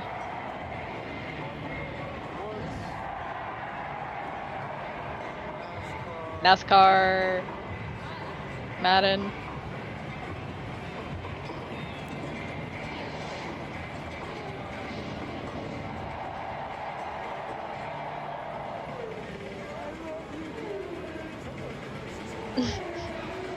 This is their cross-sell video.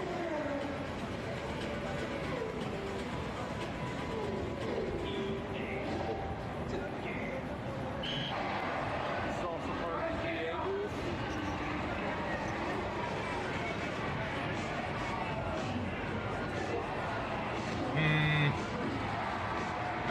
Medal of Honor? Right? Yeah. Medal of Honor, Honor Bound is what the sign said. Okay. So I'm just seeing if I can find, like, the information on that one hockey game. So you might need to fill me in a bit. Yeah, no, it's okay. Simsville. I don't remember seeing this before. I wonder if this got canceled or changed. I don't know. I'll have to look that one up in a second. Yeah.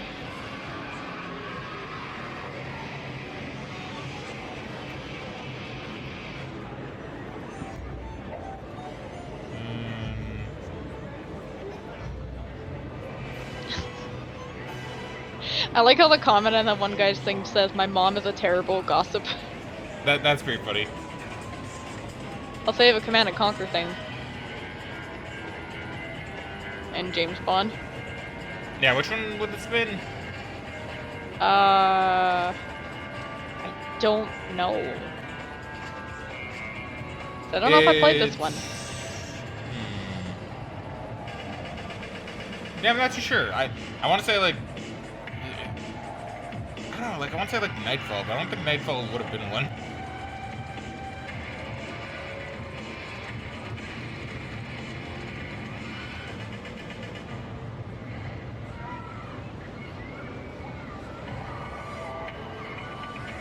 Roller Coaster Tycoon. Classic. I remember playing Roller Coaster Tycoon a bit. Yeah, I've heard it's good. I've never played any of them though. SSX.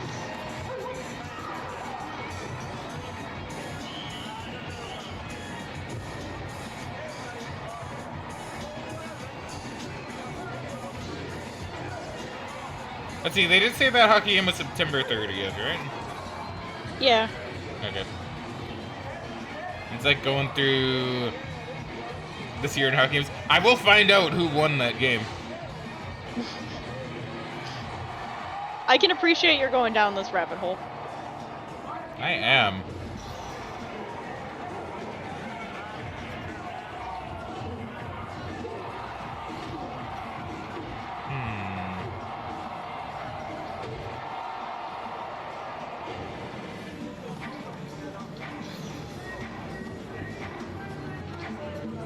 See, I'm not too sure because I don't. I'm not finding any for that date.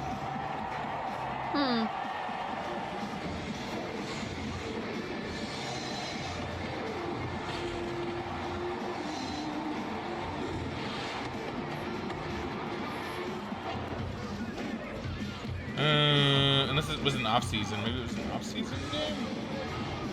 I mean, it might have been around that time.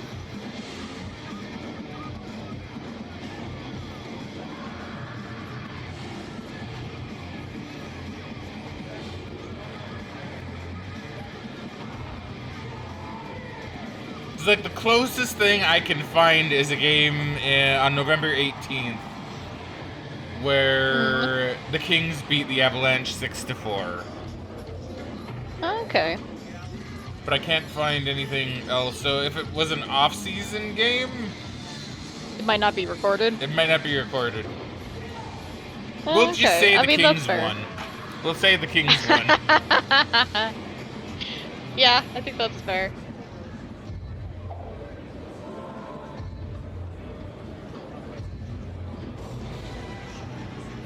I hear James Bond. Yeah, it's playing the trailer again. Back to Matt Hoffman. Yeah.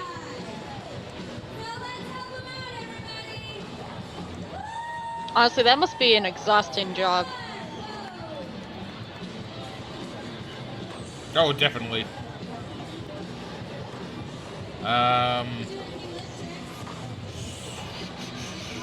Let's see. So that game came out in 2000. Then it's probably The World Is Not Enough. Oh, okay. Yeah, I don't think I played that James Bond game, because the first one I would have played, I think, is the one that came out after that, which would have been Agent Underfire. Yeah, which would have been a year later. Yeah. Okay, what's that other game I wanted to look up? Simsville? Yeah. Simsville. Cancelled. Yeah, okay, I thought it might be. Cancelled simulation video game developed by Maxis. The game is conceived as a hybrid between the gameplay of The Sims and SimCity. Undertaken over 2 years.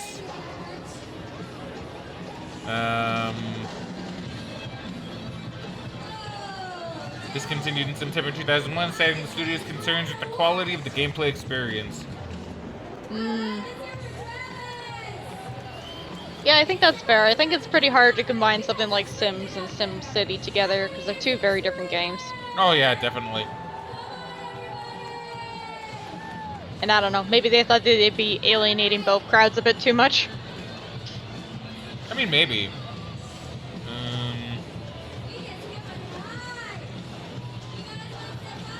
Damn. I guess on the Lost Media Wiki, the status is lost for the demo build of the game, of course. Right? Oh, that's unfortunate. That is unfortunate. I figured I'd see, because I was like, maybe the demo is out there somewhere. But Yeah. Probably not. I mean, it's very possible that this might have been the only E3 it was really shown at. I mean, probably. 'Cause they've I had mean, if it was cancelled in 2001, then odds are it wasn't at E3 2001. Yeah, and it had a 2-year development cycle, so this would have been like a year into it. Yeah. We're here to let you humans know that you're about to be overtaken by the planet of the apes. Thanks, Cornelius. Thanks, man. I love this camera guy. Yeah, it's pretty funny. Like, you can tell he's into it, but he's also very much like, if he gets like kind of a weak answer to a question, he's like, yeah, thanks.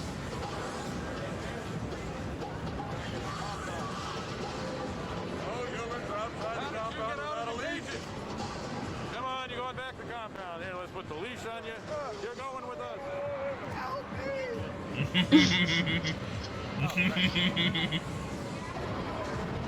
Audience participation. Always fun. Yeah, just kind of talk about like lost builds to games. There's something I really want to watch and show you, and probably do like recording of when we get there. Is when we hit 2005. I really want to show the very first build that I saw of Spore. Oh yeah, I'm looking forward to that, because I was really excited when they first announced Spore. Me too, because I remember watching like the video of that one when it was announced, and I think I had it downloaded on my computer even, because that's how you watch stuff like that back in the day. Had to download it off a website, sometimes sketchy websites.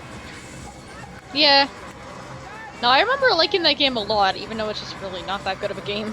Yeah. Like, we'll talk more about it when we get there. I just, just talking about, like, Lost Media got me thinking about it. Yeah, no, that's perfectly fair. Because I'm like, yeah. I feel like I would have preferred the first demo build of Spore, I'm just saying. Alright. Gladius, huh? Or Gladius? I think it's Gladius. Seven Blades. Ooh. Boy, Thunderbolt Fantasy. The man of 7 swords, you must be. That's right. Oh, Is didn't this show us. Onimusha? I don't know. Or I is the thought game this was just 7 Bladius. Or Yeah, it might I'm be not- just 7 Blades. I'm not too sure anymore, because the guy has the same hairstyle as the main dude in Onimusha. And this is the first trailer we saw when he came here. Unless it's the Konami game. Because I don't know if Konami did Onimusha or not, so maybe they did their own, like, kind of samurai type game? Oh yeah, 7 Blades is a separate game. I guess it just looks a fair bit like Onimusha. Okay. Yeah. So let's see. So what's the reception? Not good. 64.5, 4 out of 10, 14 out of 20, 6 out of 10, and 46%. Yeah, so Onimusha did it better. Okay, that makes sense. I mean, yeah, that's probably what happened. It's interesting that we had kind of this weird influx of games that were like this. Like, because you had Tenchu 2, you have 7 Blades, you have Onimusha. You know? Yeah, no, there's quite a few in this time period. I don't know, maybe... I guess it's maybe just the time period when, like, Japanese, in general, like, media was becoming really popular. I mean, probably. Because this would have been, like, the start of anime becoming relatively popular, too. Yeah, 2000, I mean, that's probably accurate. Might take a few more years to get a bit more integrated, but I think this is when the anime started getting at least a little bit more headway in the West. Not like mainstream like it is now. But Yeah. Like, I actually think, like, anime started to be, and I could be wrong, but I feel like it really started to make, like, an impact right around the time Fullmetal Alchemist came out. yeah, so around like 2003. That's kind of what I was thinking too. Age of Empires 2. Age of classic. Empires 2. I still want to show you. Did I ever show you the intro to Age of Empires 2? I don't think I did I? It's I don't actually think you pretty did, good. no. That's actually really, really key now. Cause yeah, like, cause I want to say Fullmetal Alchemist would have been the first, like, not counting Dragon Ball, Pokemon. Like, I'm not counting those, right? I count those as like very separate kind of things. But you know, because you had Fullmetal Alchemist, which was a show with a story with a definitive beginning and end, right? Yeah. And the dub was actually really good, which probably got a lot of Yeah. people really into it. So that's kind of why I'm saying Fullmetal Alchemist, I feel like, would have been the start of anime becoming, like, really good. Like, it's probably around here when it kind of started, like, coming in a little bit more. But I want to say, like... I think so. I want to say, like, peak of, like, people really getting into anime and stuff would have been, like, yeah, FMA, probably. Yeah, because I would assume, at least from what I remember, I think Naruto started around like 2002 or so, and Bleach was like shortly after that, I think around like 2004. Yeah, I believe you're right. So, like, I could see it starting to become more popular. And like, even when we look at like Japanese RPGs and stuff, I'm definitely seeing a lot more of those too. Yeah.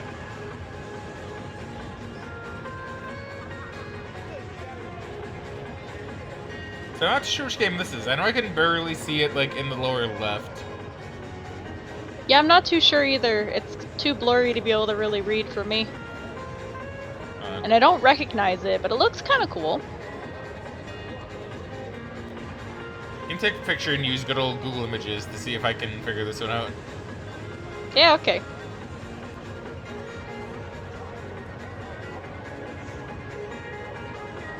Oh, Ephemeral Fantasia. Ephemeral Fantasia. Okay. Let me see.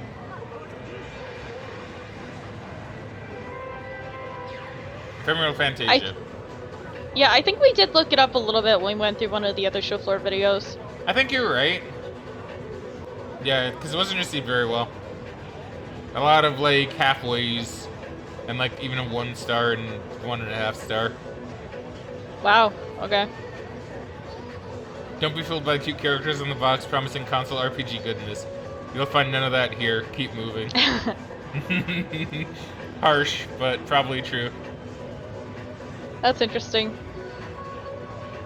Blades of Destiny. Is that what this one is? No. Something of Destiny. Shadow of Destiny? I don't know, would you ever want to get, like, a game like Ephemeral Fantasia? Because, like, I could add these to the list. I mean, I'd be curious to try it, but I don't think I'd be willing to pay what you probably have to pay to get a copy of it. It's probably one of those really rare and expensive games. I have that one on the list, actually. Yeah, okay, so we definitely did talk about it then. Definitely.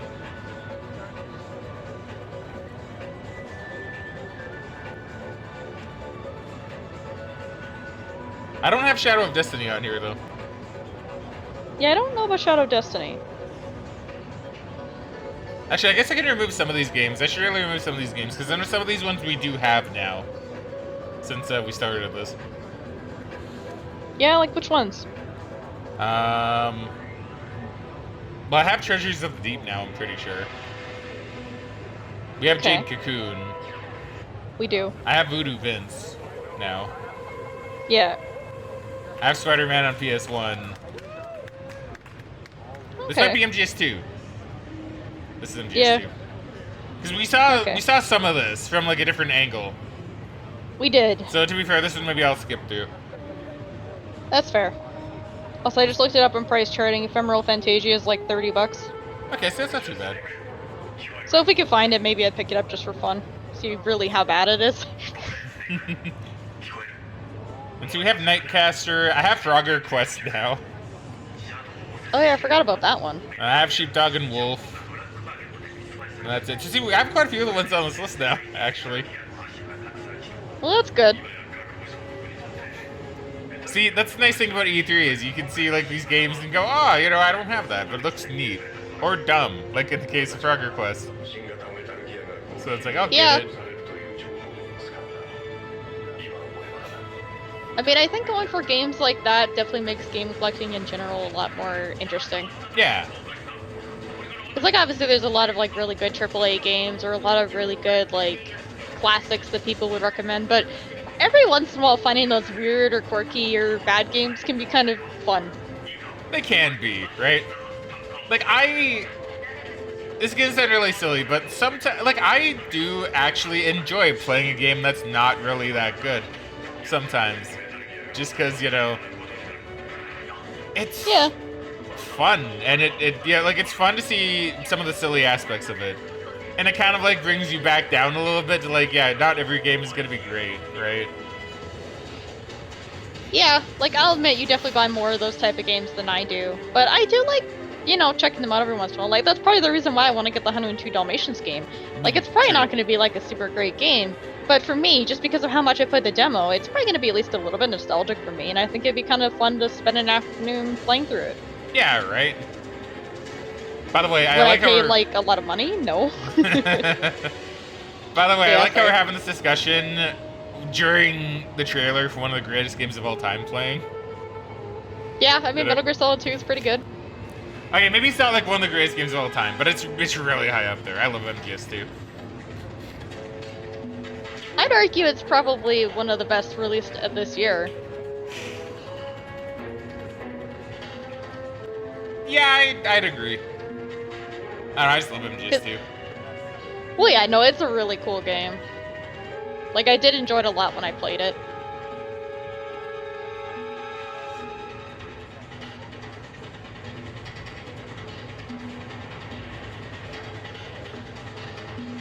That and it's also one of those games that got, like, a huge upgrade between 1 and 2. It did. It was so huge.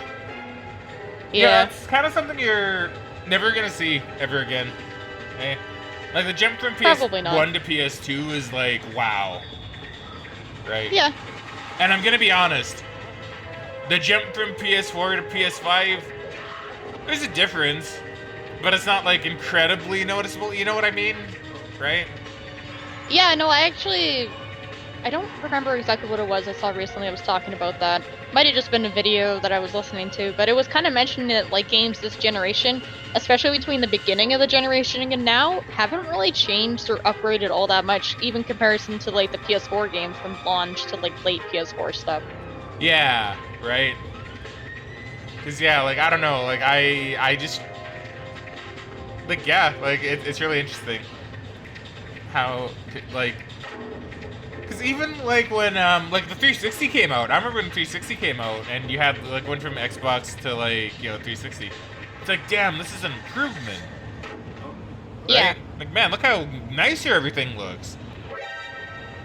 You Yeah, know? no, I definitely remember feeling that going from PS2 to PS3, and like, I doubt we'll get a graphical leap like that unless they can get VR to be feeling and looking like that. But even then, like, I'd say they're getting close with stuff like Horizon Call of the Mountain. Like, that Yeah. was pretty incredible, and I didn't even finish that. I need to play more of that. Yeah, like VR probably is gonna be the next period of like, wow, look how much we've advanced, right? But I think Yeah. but I think from like a base console perspective, I don't think we're ever gonna get the same kind of feeling going from like MGS1 to MGS2, right? Yeah, no, definitely not. Not unless resolutions of screen sizes change so much between generations. But even Yeah. then, like, there's only so much you can do if you add more pixels. Like, eventually it's gonna get to a point where it looks like a more detailed picture, but you can only get so detailed. Yeah, right. But that's kind of the fallacy with, like, games trying to go for hyper-realism, because you can only get so realistic, and eventually it's like, how do you improve from there? You don't. Yeah, that's really true. And, like, I kind of understand the appeal, especially during, like, the 7th generation, like, PS3 and Xbox 360. Everyone was trying to go for that hyper-realistic style because it was very different than, like, games on previous generations. But, yeah, we're probably not going to see anything like that again. Probably not. Kind of a shame, really. I love But, this like- scene there of Snake just, like, unloading his pistol on the guy with the shield, and then, like, he slowly just moves down and shoots his foot. Yeah. The true MGS player experience. Yeah. If you're killing everybody. If you're like me and you don't go for no-kill runs, you know, then, a little bit different. That's a good point, though. They're kind of advertising this as, like, a big action game, but, like, if you try to play like this in the actual game, it makes it way more difficult than it should be. It does. Like, it's not a COD. You can't really play it like COD. Also, just want to point out how notice it's all Snake in the tanker level, right? Yeah. They're still keeping the you know, the whole Raiden thing a secret. Yeah. I kind of wonder how early in production they decided they were going to go with that route. I think very early. Because I remember, like, I think Kojima said something to the effect of, like, what was it? I don't remember. I know there was, like, a thing I heard at one point where it was decided, because, like, Snake is really popular, like, in the West, right? Yeah. But he wasn't as popular of a character in the East. So Okay. Kojima designed Raiden in a way that would appeal to more people in the East, I think. You know, which is why Raiden is, like, the way he is, and why he's that different, I guess. That's what I That's heard. I don't interesting. know if that's true. That's what I heard.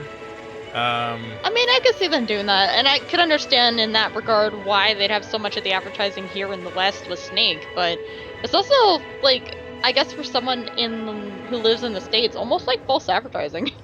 Well, I mean, Raiden, I believe, was just a secret until the whole game came out, I'm pretty sure. I don't know if there was ever, like, any material on Raiden until after the game came out.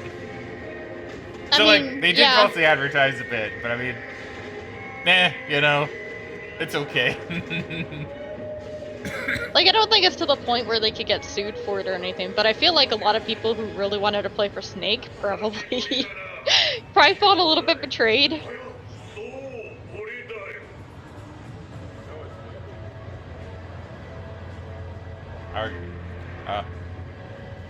This Nice. bit. They look very different, Honestly, this actually. bit is probably one of my favorite parts of Metal Gear Solid 2. It is really good.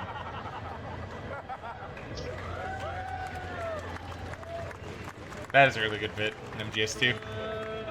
Yeah. Kick. Yeah, I'm trying to remember, like, why else they decided on Raiden to be the character. I think Kojima just wanted to be weird and different, to be honest. I mean, probably. I Yeah. think he just wanted They to follow Kojima. I'm sorry, go ahead. Well, yeah, he wanted to do something that nobody would expect. movies were used for this footage. Metal Gear Solid 2 for PlayStation 2. I mean, I saw another guy with the camera. That may have been the guy we watched film this initially. Because I know we did watch this. Oh, we definitely did, yeah. Oh, condoms. Nice. Thanks, Spook Babe. Man, Pandemic Studios. I miss you. Yeah. Pandemic did, they did Mercenaries, and did they do one of the Battlefront games, actually, or both of them? They did both of the original Battlefront games, yeah. Yeah. And then they got acquired by EA, and then shut down later. Yeah. I remember when that happened, dude. People were pissed. Yeah. People were like, you had all this potential in the studio, and you just shut it down. Yeah, no, unfortunately EA is kind of very notorious for doing that. Yeah. Especially back then. Yeah. Is this for Mafia? That might be advertising the game Mafia. What's the deal with you people? Game? What game? Yeah, Mafia. Told you. Nice. Good game. Good game is Mafia. I still need to play it on stream sometime. And I'd still like to play it for you. Yeah, and I want to play the original and the remake that they did. I'd be really curious. Oh, Vampire the Masquerade! Well, the first one, but I heard it was pretty okay. The second one's really good. I mean, second one's definitely the best. From what I've heard, I've not seen it or played it. I've seen it, it's not much. I played a lot of it. I never finished it. And I never played the first one.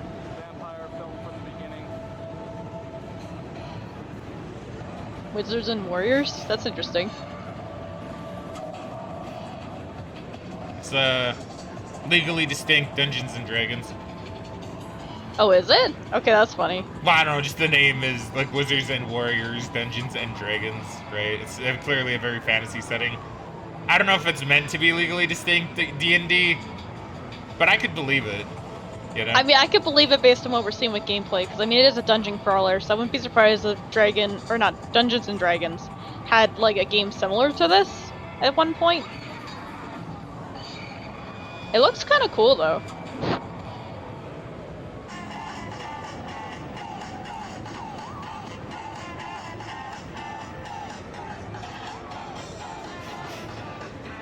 Nah, he's trying.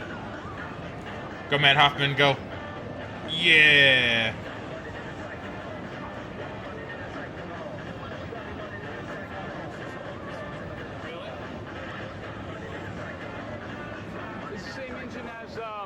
This is the same engine as Tony Hawk's looks like. Okay, I'm gonna come with you. Oh, policewoman. Is it a good game? Oh, Wolfenstein. Nice. Castle Wolfenstein, nice.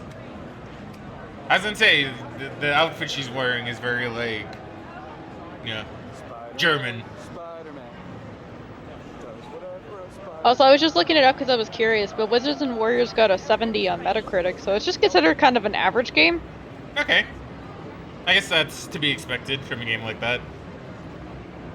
Playing this in 2003 is just for the nostalgia. Anyone saying this game is one of the worst is greatly exaggerating. It's not great, but it does some interesting things for RPGs, like allowing a bit of freedom in customizing a class. Man, now It's that's kinda the cool. standard. Yeah. I mean, like- at the time. I mean, at the time, yeah. Like, it'd be kind of funny, like, to go back to this period when, like, people were playing Wizards and Warriors and bringing them, like, Baldur's Gate 3 or something. Going, like, well, check this game out. It's like, man, what are limits? I don't know, you can do anything, apparently. I've not played the game, I just hear you can do pretty much anything in it. Yeah.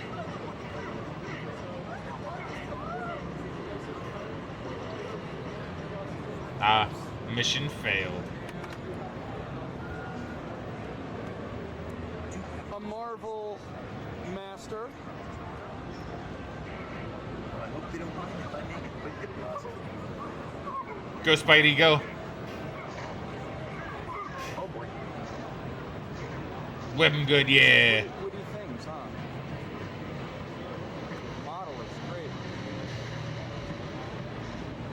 I will say, Spider-Man on PS1 does actually still look pretty good. You know? It does, yeah. Oh, I remember this level from the demo too, actually. I mean, it's probably even the demo that they're playing, actually, now that I think about it. I mean, most likely, because I just remember you're swinging through like a couple of buildings at the beginning, and then you end up going into this bank, and you have to save the hostages. So it's probably literally the exact same demo that they put on the jam pack. Probably.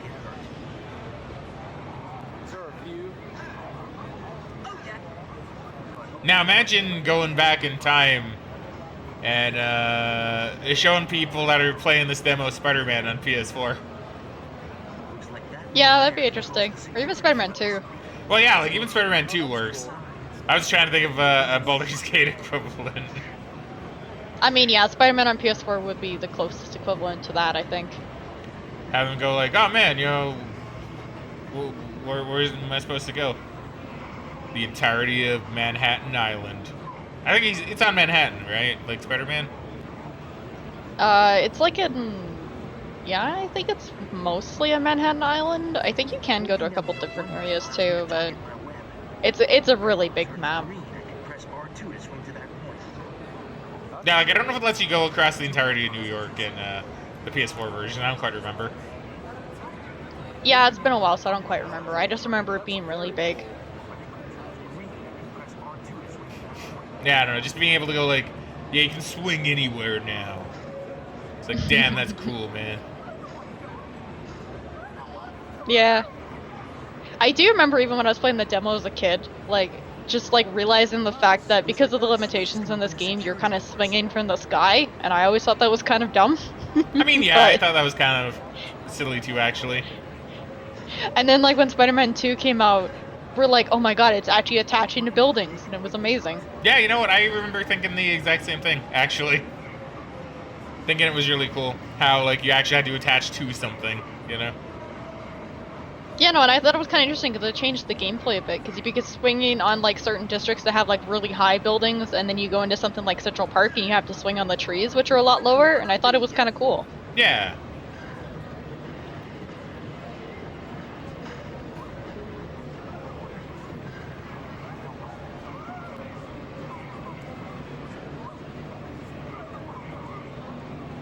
Yeah, you know, they did something, I think I'm probably talked about this before, I'm probably just repeating some things.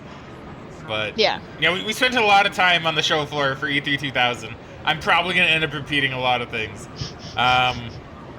Because they actually did do something pretty smart, because they have this game on the N64 as well. Right? And, yeah. One thing they did to save space for the cartridge was instead of having fully animated cutscenes, they made the cutscenes like comic book style. Okay. So it was just like these still images, and they would like cut them together as a comic book. It's pretty smart. Yeah, that's a good way of doing it.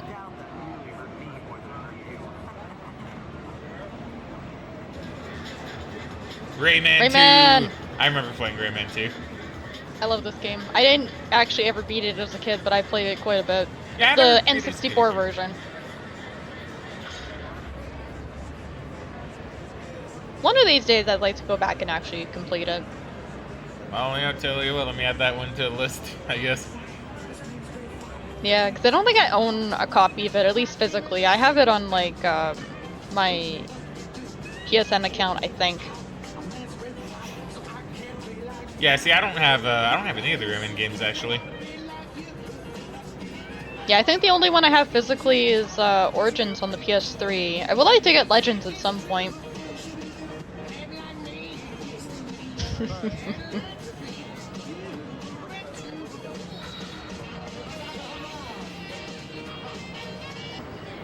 Also, I do kind of like the concept of the Jungle Book there, where you're dancing as both characters at the same time. Yeah. It's kind of cool. That is kind of cool. I mean, I guess they did have two people, like, playing the demo. But... Oh, did they? I thought the one guy was controlling both of them. I thought they had two people playing the demo. I don't know. Like, I just thought they were on a different screen. I mean, maybe... Because isn't she on the left screen there? I don't know. Okay, well, it doesn't matter. Well, I mean, it looks like the mat's connected, though, doesn't it? Yeah, like, both of them are connected. But, I mean, I'm pretty sure the one mat's probably going to the left screen, and she's going to the right screen.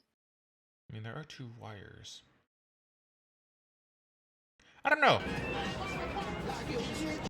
I mean, logically, it should be 2 of them, both of them playing, right? I mean, yeah. That might be just the way they have it displayed, to be fair.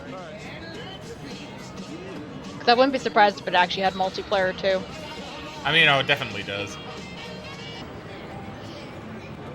It would make no sense for you to play, like, both characters if they have the same dance, like, step chart. Well, no. Like, I know it would be, like, the same step chart. I just like the idea of you, like, controlling both characters in motion like it's a musical, right?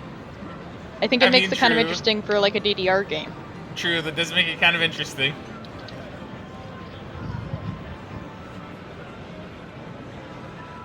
Count of Museville, huh?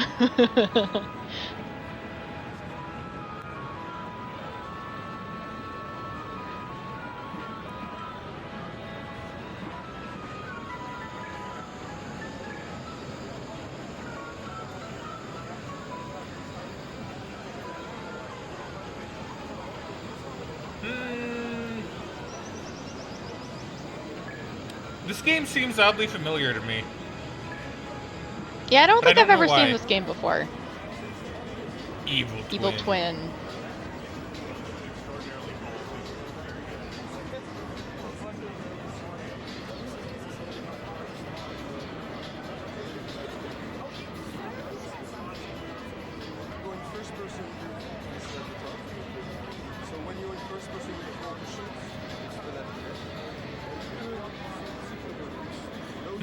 Interesting. Platformer, I see.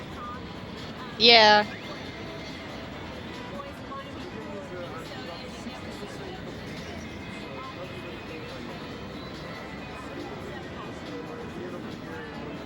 So that game, I guess, may be Evolution Worlds? Is that what it said? Did they show the name? I don't remember. I think they did. It was like Evolution 2 something.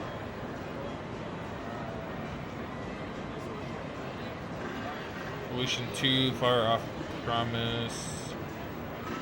I mean, it did come to North America in 2000, so that's probably it.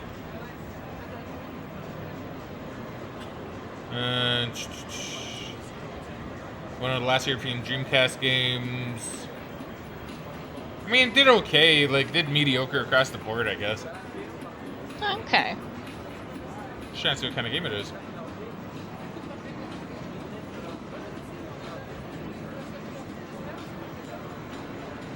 Yeah, I guess it's just like a sequel. It's a roguelike role-playing game, apparently. That's interesting. I guess it's a sequel to the first, like a direct sequel to the first one. Oh, well, I mean, I guess that makes sense. Yeah, I don't know. I guess I just see RPG games like that, and I just think, like, oh, it's probably, like, not a sequel, but a part of a series, right? Yeah, no, I think that's fair. So to hear that it's actually, like, a proper sequel is interesting to me. I like that. Catwoman. Very nice. Yeah.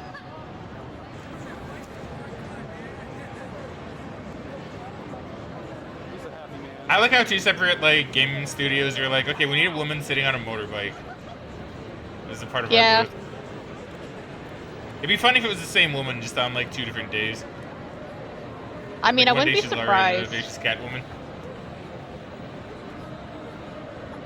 Because, yeah, I guess it depends. I assume most of the big companies would probably have their booths going, like, the entire weekend.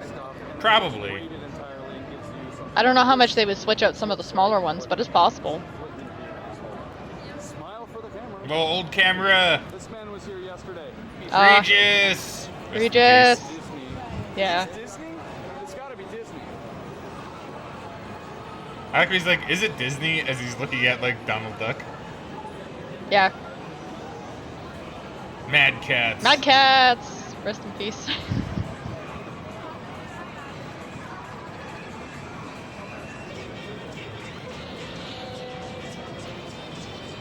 Little Nicky. Little Nicky. See, hot take. I actually enjoyed Little Nicky. See, I've never seen it, so I don't know anything about it. This is Batman Adventures, the new Batman Adventures. I remember playing this one a bit. I think it was interesting. When I was a kid, anyway.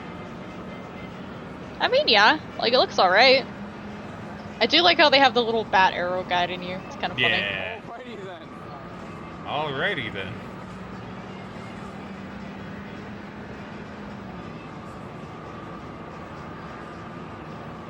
To be fair, it's probably not a good game. I just remember as a kid being not. like, man, it's kind of neat. You get to play as Batman and shoes. Yeah. The dinosaur game. Oh. Very mediocre movie. Yeah. I'd assume the game is bad, but I don't know anything about the game. About the game as you play it. Okay. This is a game based on the movie Dinosaur. It will be released May 19th in the US. And it's actually the same story that into the game. Whoops. You have to lead the herd of dinosaurs to a safe place after a comet crashed into the herd. So in that game, you can control 3 different characters. You can control a dinosaur, who is a hero, whose name is Aladar, who is the hero of the movie. Aladar's skills Man, look at him go. is very strong. Yeah. So let me find an enemy. I do like how the animations they did for him kind of make him look like a dog.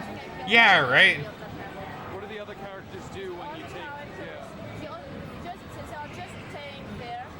You can control a It doesn't look like a very good game. I'm gonna be real. Yeah, it looks really bad. You can take food, you can go in very tiny place, jump, and you can also fight by throwing stones. He's a little smarter. Also fight with throwing stones. And you have also Yeah. a flying character who is a flying dinosaur whose name is Flea. Flea can scoot the area to know I would say I don't remember her from the movie, but it's been a long time. That's good. I've not seen that movie in ages. kind of gameplay. You can I think last time I would have watched that movie is probably close to like 15 years ago, roughly. I have collecting modes. So it looks like the game did pretty mixed to negative. That's a good idea. Yeah. Means that I'm stronger when I fight. I'm stronger because I have the 3 characters. So you can do the Uh, same things with all 3 as you can with 1, sort of. Yeah. But The game isn't exciting, the levels are drab, and the graphics are outdated. Dinosaurs' objectives can be accomplished quickly in the level speed by, before you know it, it's all over. Oh no, so it's super short too. Horrible collision detection, tedious fighting sequences, and overall gameplay experience that just isn't fun. Yeah. And talking about the Game Boy Color version in particular for this one, I think this is for the Game Boy one. You end up playing most of the game with a leaping monkey. That may be fun elsewhere, but I want to stomp, to swim, to fight. If the game bucks as dinosaur, I want dinosaurs. Yeah. Even Aladar, the film star, sees little screen time in this game.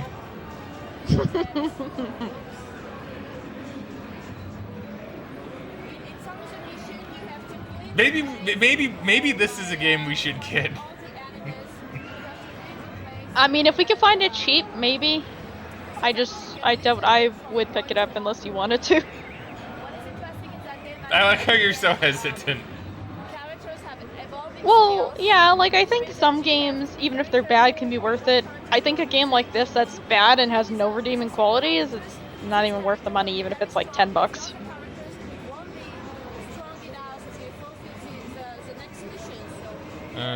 See if we can find it on PlayStation. Let's see.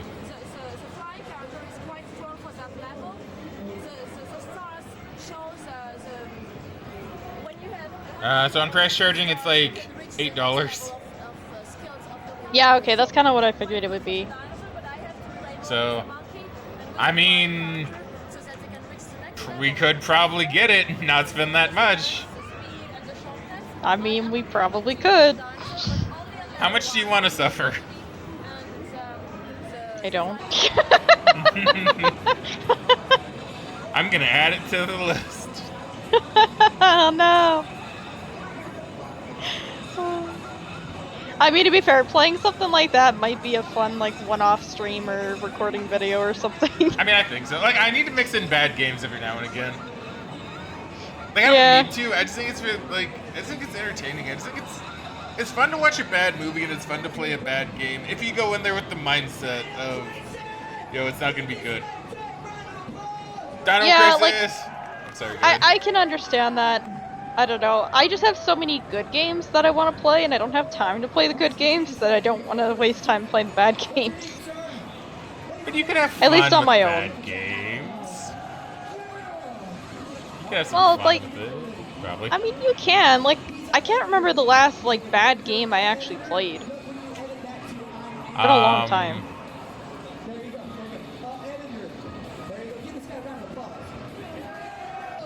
I don't know. Most recent one I can think of is League of Legends. Heyo! I mean, that's true. I don't know if that fit the category of trash game, though. I think that's just toxic game. I mean, I don't know. I feel like you'd have a lot of people arguing that League of Legends is a bad game.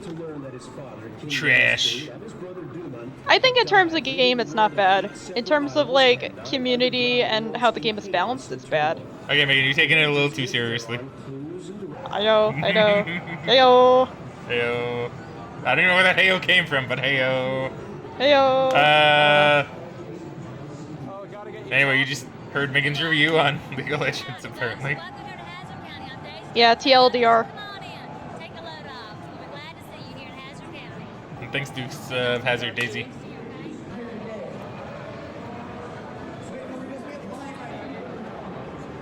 Oni. I remember seeing Oni. Didn't we see this one at our local game shop, actually? I think so. I think it's one of those ones that's relatively common to see in game shops. I think I've seen it at Game City and even Next Wave a few times.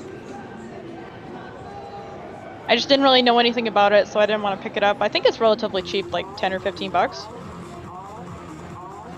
Oh boy, Miss Pac-Man. Hey, Mark, why don't you get up there with her?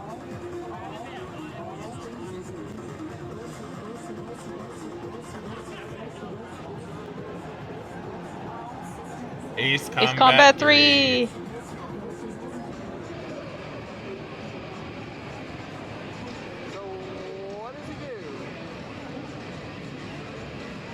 That's interesting. I kind of wonder, like, why he's there. It seems like a weird crossover. A little bit. I wonder if he's just a mascot for, like, another game and then just, like, got bored and went over here. I don't know if they'd be allowed to do that, technically, though. 'Cause, I mean, these people are technically working, and I assume they're under contract with how much time they have to be at the booths. I mean, probably. I don't know, maybe he was on break. Maybe. I would be kind of curious on, like, what process they would have to go through to hire some of these people for these positions. Something we'll probably never see, but I think it'd be kind of cool. It would be cool.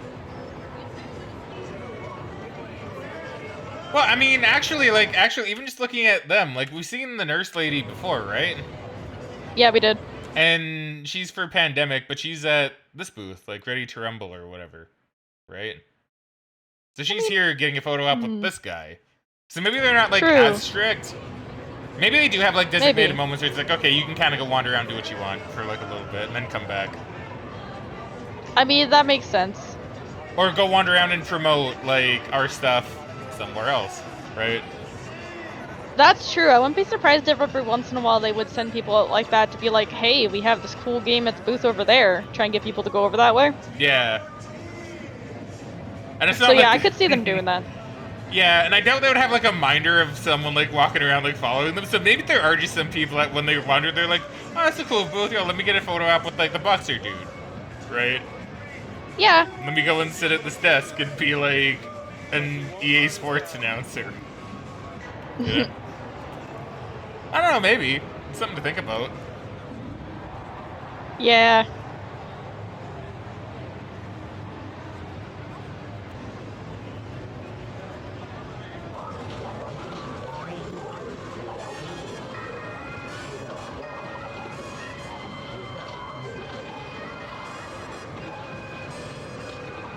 fucks.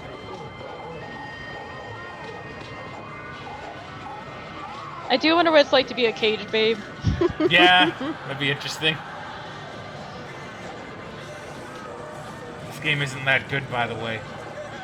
Yeah, I was gonna say it looks kind of bad. I had fun with it when I was a kid, but I also liked wrestling, so, you know. Yeah, I think that's fair. began the same covert training that honed Gina's precious skills. In addition to hand-to-hand combat and weaponry, Nikki was a natural at computer game hacking. It was not long before Nikki's reputation as an American agent. Cut off. No, never mind, just different angle. Okay, Yeah. Europe. I love Europe. I've never been there though. I get it.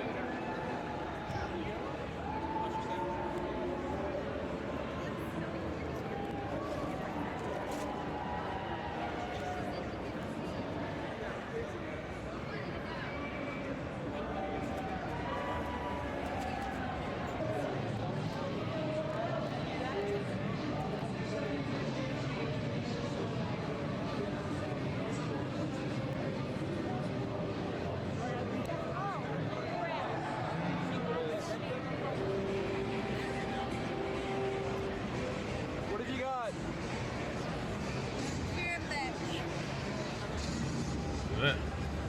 Cool. Thank you. Fear effect, okay. What? Interesting. Whoa, square! Okay. Back before they had the Enix. Parasite Eve to... Nice. I think we saw this at a previous show floor, but like I will talk about how much I love Parasite Eve too. I love Yeah. Parasite Eve too. Sports title, as far as I knew. It was a surprise when you told me, but There's the Final Fantasies 7 and 8, of course. Yeah. I do find it interesting how different the art styles between the two games look. Like, they were able to make Final Fantasy VIII look a lot less polygonic. Yeah, no, definitely. The bouncer! Didn't you want to buy this game at some point? This is gonna be like your bad game that you want to buy. Yeah, this is like a really bad game, but there's some really like fun and quirky qualities to it. I've never bought it because every time I've seen it, it's been roughly around like $40 to $50. But maybe one day I'll buy it. I mean, Megan, occasionally, you know, for a bad game, even, you know, you gotta like splurge a smidge, you know. Well, you know what? I'll probably do that eventually. Oh, I thought he was gonna say the bouncer was waiting. The bouncer. But yeah, like I'll do it eventually. I think it's just a couple times I've been like considering it. I'm like, I have other stuff I want to buy. I'm already spending too much money as it is. Think of Colin McKay right here. Make some noise for Colin McKay. Woo! Coming all the way from Vancouver, Canada. Woo! But yeah, eventually I will probably get it. I mean, look at me. I'm probably gonna spend like $80 on Cold Fear eventually. And that one's, I mean, that's fair. Not great. It was like Cold Fear, because what was Cold Fear's reception? I remember when it came out, it wasn't that good. Even if I did like the concept. Oh, well, I guess actually, I remember people shitting on it, but I guess, according to some of these reviews, maybe it's actually seen as pretty okay. Well, depends. Mixed average, okay. Yeah.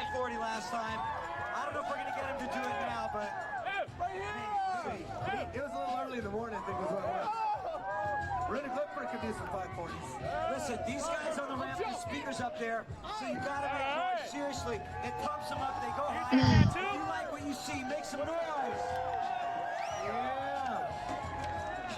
This is Matthias Ringstrom, our European champion, coming all the way from Sweden. Sweden!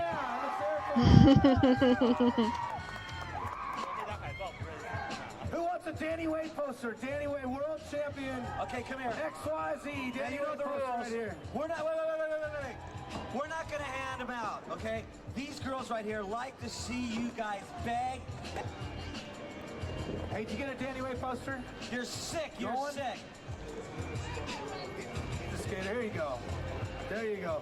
Hey, you know what? Danny's right here. Maybe he'll sign it for you. Stick around. We'll get all the guys to sign it for you. Hey, we need everybody over there to move in, okay? Hey, Rick, we need everybody to get a little bit closer. Back when skateboarding was the thing. The end thing. Really? So if there's any Yeah. skateboarders out there that want to get some autographs from these guys, I'm gonna get my cast signed today. Stick around. Stick around. Get my cast signed. There you go. Hey, Bucky. Come up here, Bucky. It looks like he's got something special here. Who wants this? Who wants this right here? Yo, me. Watch Bucky in the backstage this summer. Oh.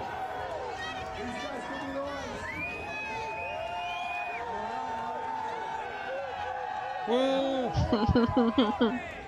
We got Danny Way. Danny Way, the guy jumps out of helicopters with his skateboard. That's a world record for the biggest air. He's giving out posters and putting that program out right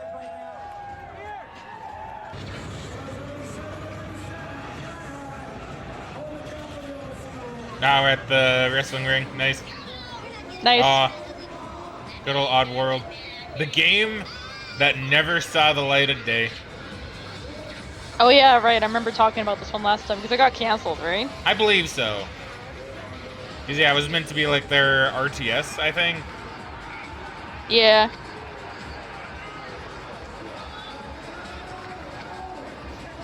It's too bad because it looks cool. It does. It had a really neat concept.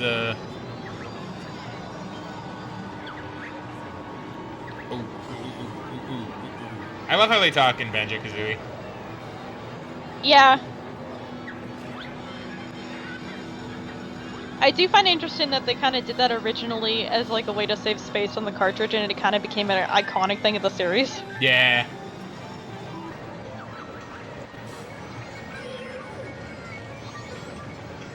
It's kind of one of those things actually where if they gave Banjo and Kazooie a voice, I don't know if I'd like it. Yeah, I think that's fair. It's very hard to give a voice to a silent protagonist. Yeah. Yeah, I mean, we've seen what happened with Samus. Yeah. And I'm sure we'd see the same thing with Link if we ever got like a fully voiced Zelda game. Yeah. Because I know Breath of the Wild has like some stuff, but from what I've played of the first game, I haven't played Tears of the Kingdom, there hasn't really been voice acting for Link. It's mostly just been the other characters. Yeah, keep Link mute, man. Keep Link mute. Yeah, he probably will be. I think Nintendo kind of learned their lesson after Samus. If they ever gave him a voice, I'd be very surprised. Yeah, same. Legend of the Dragoon. Oh my god. Yeah. Monkey jump scare. What are you humans doing here? Why are you talking? Have you been messing with Zero again? Back to the cages! I see. That's like the kind of promotion guy that I'd like to be. Just go trying to people go, hey, get back to the cages. You can say what? Well, yeah. I just assumed that like whoever was organizing the booth was probably encouraging the actors to do stuff like that. And I mean, I feel like it works pretty well because you get people involved in the world and build intrigue. Yeah. Right. Yeah, Dinosaur Planet. Yeah, like I remember we talked about this too, and I remember when we looked it up, just talking with Lost Media, there is actually a build of this version of the game that you can play. Oh yeah? Yeah. That's cool. Yeah, no, I think we talked about that before. Yeah. 'Cause I think I looked it up and I was like, whoa. Because yeah, someone posted it, I don't remember where. You can find it again, I mean all I did was Google it, I think. Yeah, you could probably find it if we Googled it again.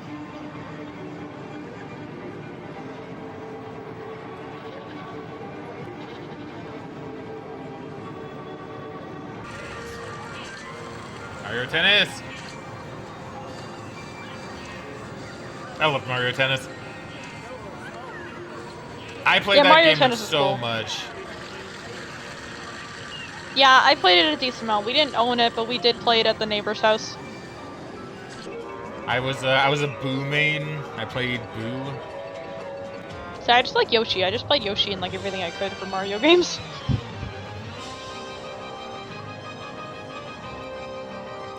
See, I just remember that when I played Boo, like, you get to a point where like you can actually go like right up against the net, and you could hit the ball like actually pretty easily with Boo. So you could just like, because I think Boo's like a technical hitter, I think. Oh, okay. So yeah, I think you can kind of use that to like knock the ball out of the court. Okay, that's kind of funny.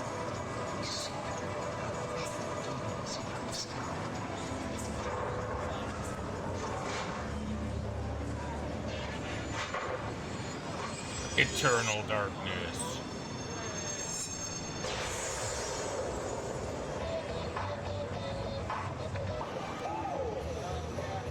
Perfect Dark, nice. Mm-hmm. That's pretty good gear for Rare, huh? It is, yeah. No, Rare had a lot of good games, especially this year. Bad Fur Day. Speaking of which, I'm kind of surprised they were able to get this many out in such a short period. I mean, this is like, I know, Rare. Yeah, because I know game development was definitely a lot easier in the past, but this is like 4 games that they are working on that are coming out in the next year or 2. Yeah.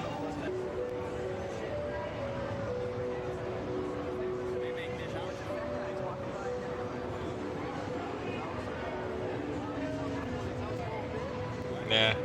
No, definitely one of those like what if studios. Yeah. Like if it was handled properly, like how far would they have gone today? Yeah. It's like they had a lot of IPs that, you know. They did. Honestly could have gone like really far. Like Conquer could have gone really far. Banjo could have gone like farther. Perfect Dark. I'd even argue longer, like the sequel would have been really good. Yeah, what? Yeah, I'd argue even like Perfect Dark or Jet Force Gemini probably also could have gone a decent bit further too. Oh, I agree. Yeah.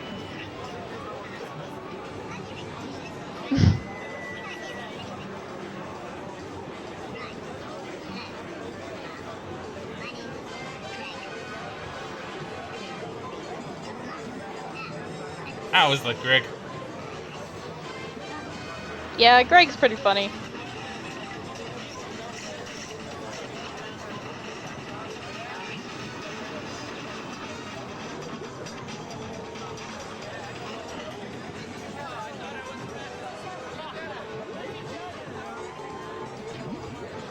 See, I don't think we saw the inside of the Conquer booth. No, we did not. They gave him like the creepy eyes, man. They did. I mean, for a character like him, it makes sense. You want him to look a little unhinged.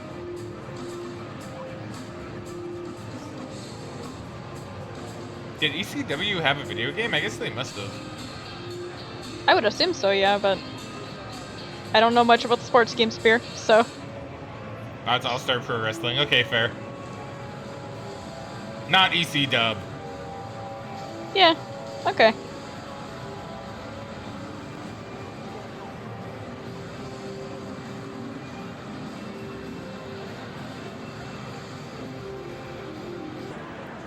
What motion's this? 102 Dalmatians. We're getting to see that booth. Hey, get to see more of it.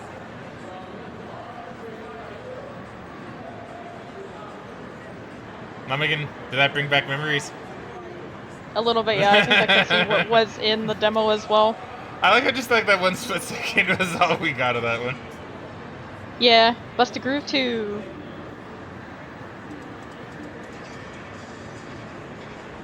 Age 11. Man, young lad. I like how the zombie is 47. Yeah, right. It's pretty young for a zombie. Okay, what do you feel is the average age of a zombie? I don't know, I assume probably around like 100. Okay. Or 80, you know, when people generally die.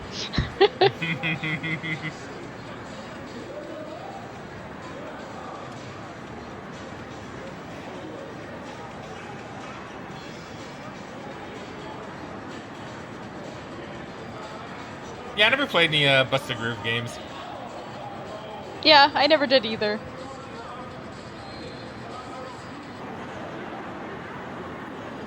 Sega. Stunt GP.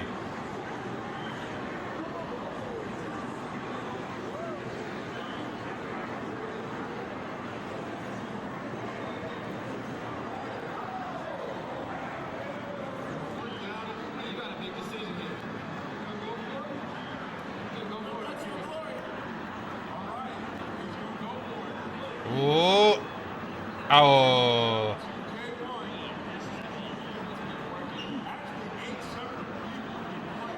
Man, all these years and sports games legitimately have barely really changed much. Yeah. Just up the graphics a bit, add some character sweat. Maybe add like a story mode for whatever reason. Yeah.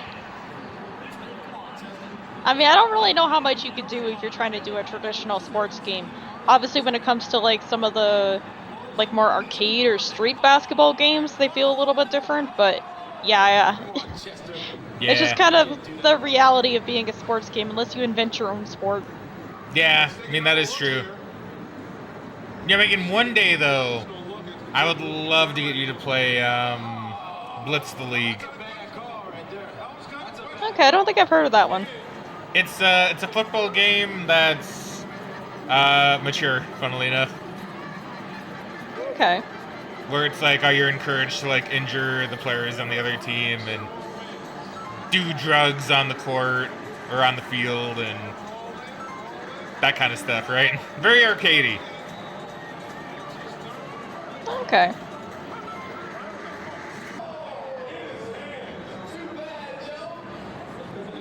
Sega Arcade.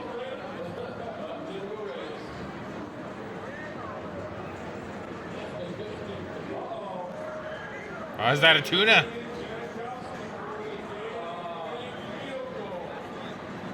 Oh, you on? Fish on! Fish on! That's not a tuna, I don't think, but I don't know what kind of fish it is. Yeah, I don't know either. I've never really played a fishing game like this. Well, aside from the ones in the arcade, which is what he's kind of doing. Yeah, I think this is one from the arcade. Whoa, is that Tony Hawk? That is Tony Hawk. Kind of looks like Tony Hawk. Man, Tony Hawk has like the best kind of fame, dude, where no one recognizes him. Yeah. Like, honestly, if I was famous, that's the kind of fame I'd want. Famous enough for people to recognize me, like, if they talk to me, but not enough where people are gonna, like, be stalking me and, like, harassing me. Yeah, right. But 9:39 p.m., late in the day. End of the day, day 3. Still very bright out, though. Yeah, well, this was in the summer in California, so I imagine sunset was pretty late. True. Because I don't know, even here, like, during the summer, we don't have our sunset until, like, 10 o'clock sometimes.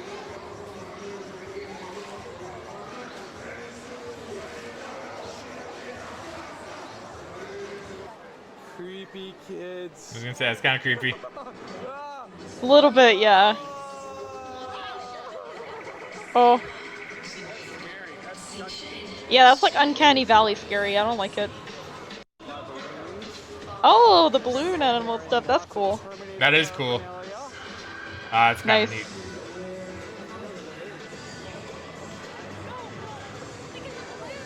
Oh yeah, I got those.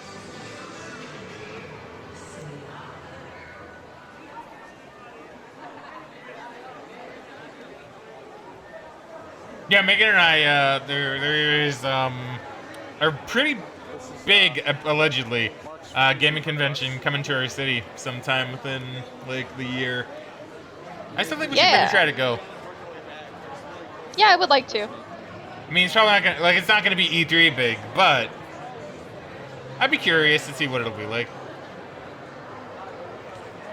Yeah, no, I'd be curious, because I don't really go to a lot of conventions, and I mean, I went to Animathon, like, once or twice when it was here.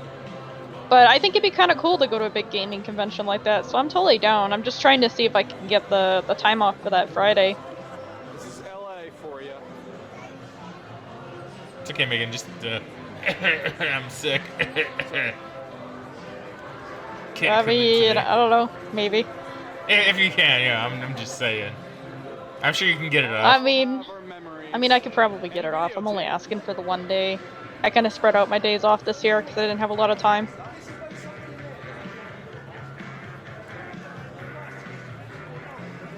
Just hopefully everything this year goes well so I can actually get proper time off.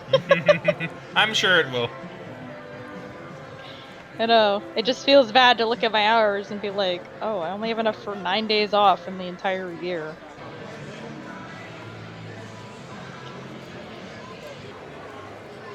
I like how we're seeing like the area once seeing like outside E3. Like this isn't E3, it's just them like going out for food, I guess. Yeah. But No, it's nice. kind of cool. Is that the end? That might be the end. Is that the end of the video? Might be. Oh yeah, it basically is. Well, we'll wait for it to wind down, I guess, for the final 25 seconds. But that was pretty good. I actually really I thought that was fun.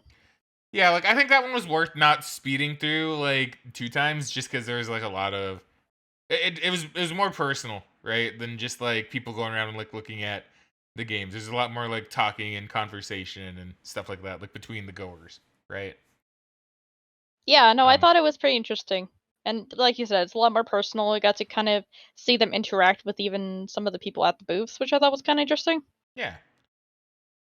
Yeah. So we had so that was a very, very interesting experience.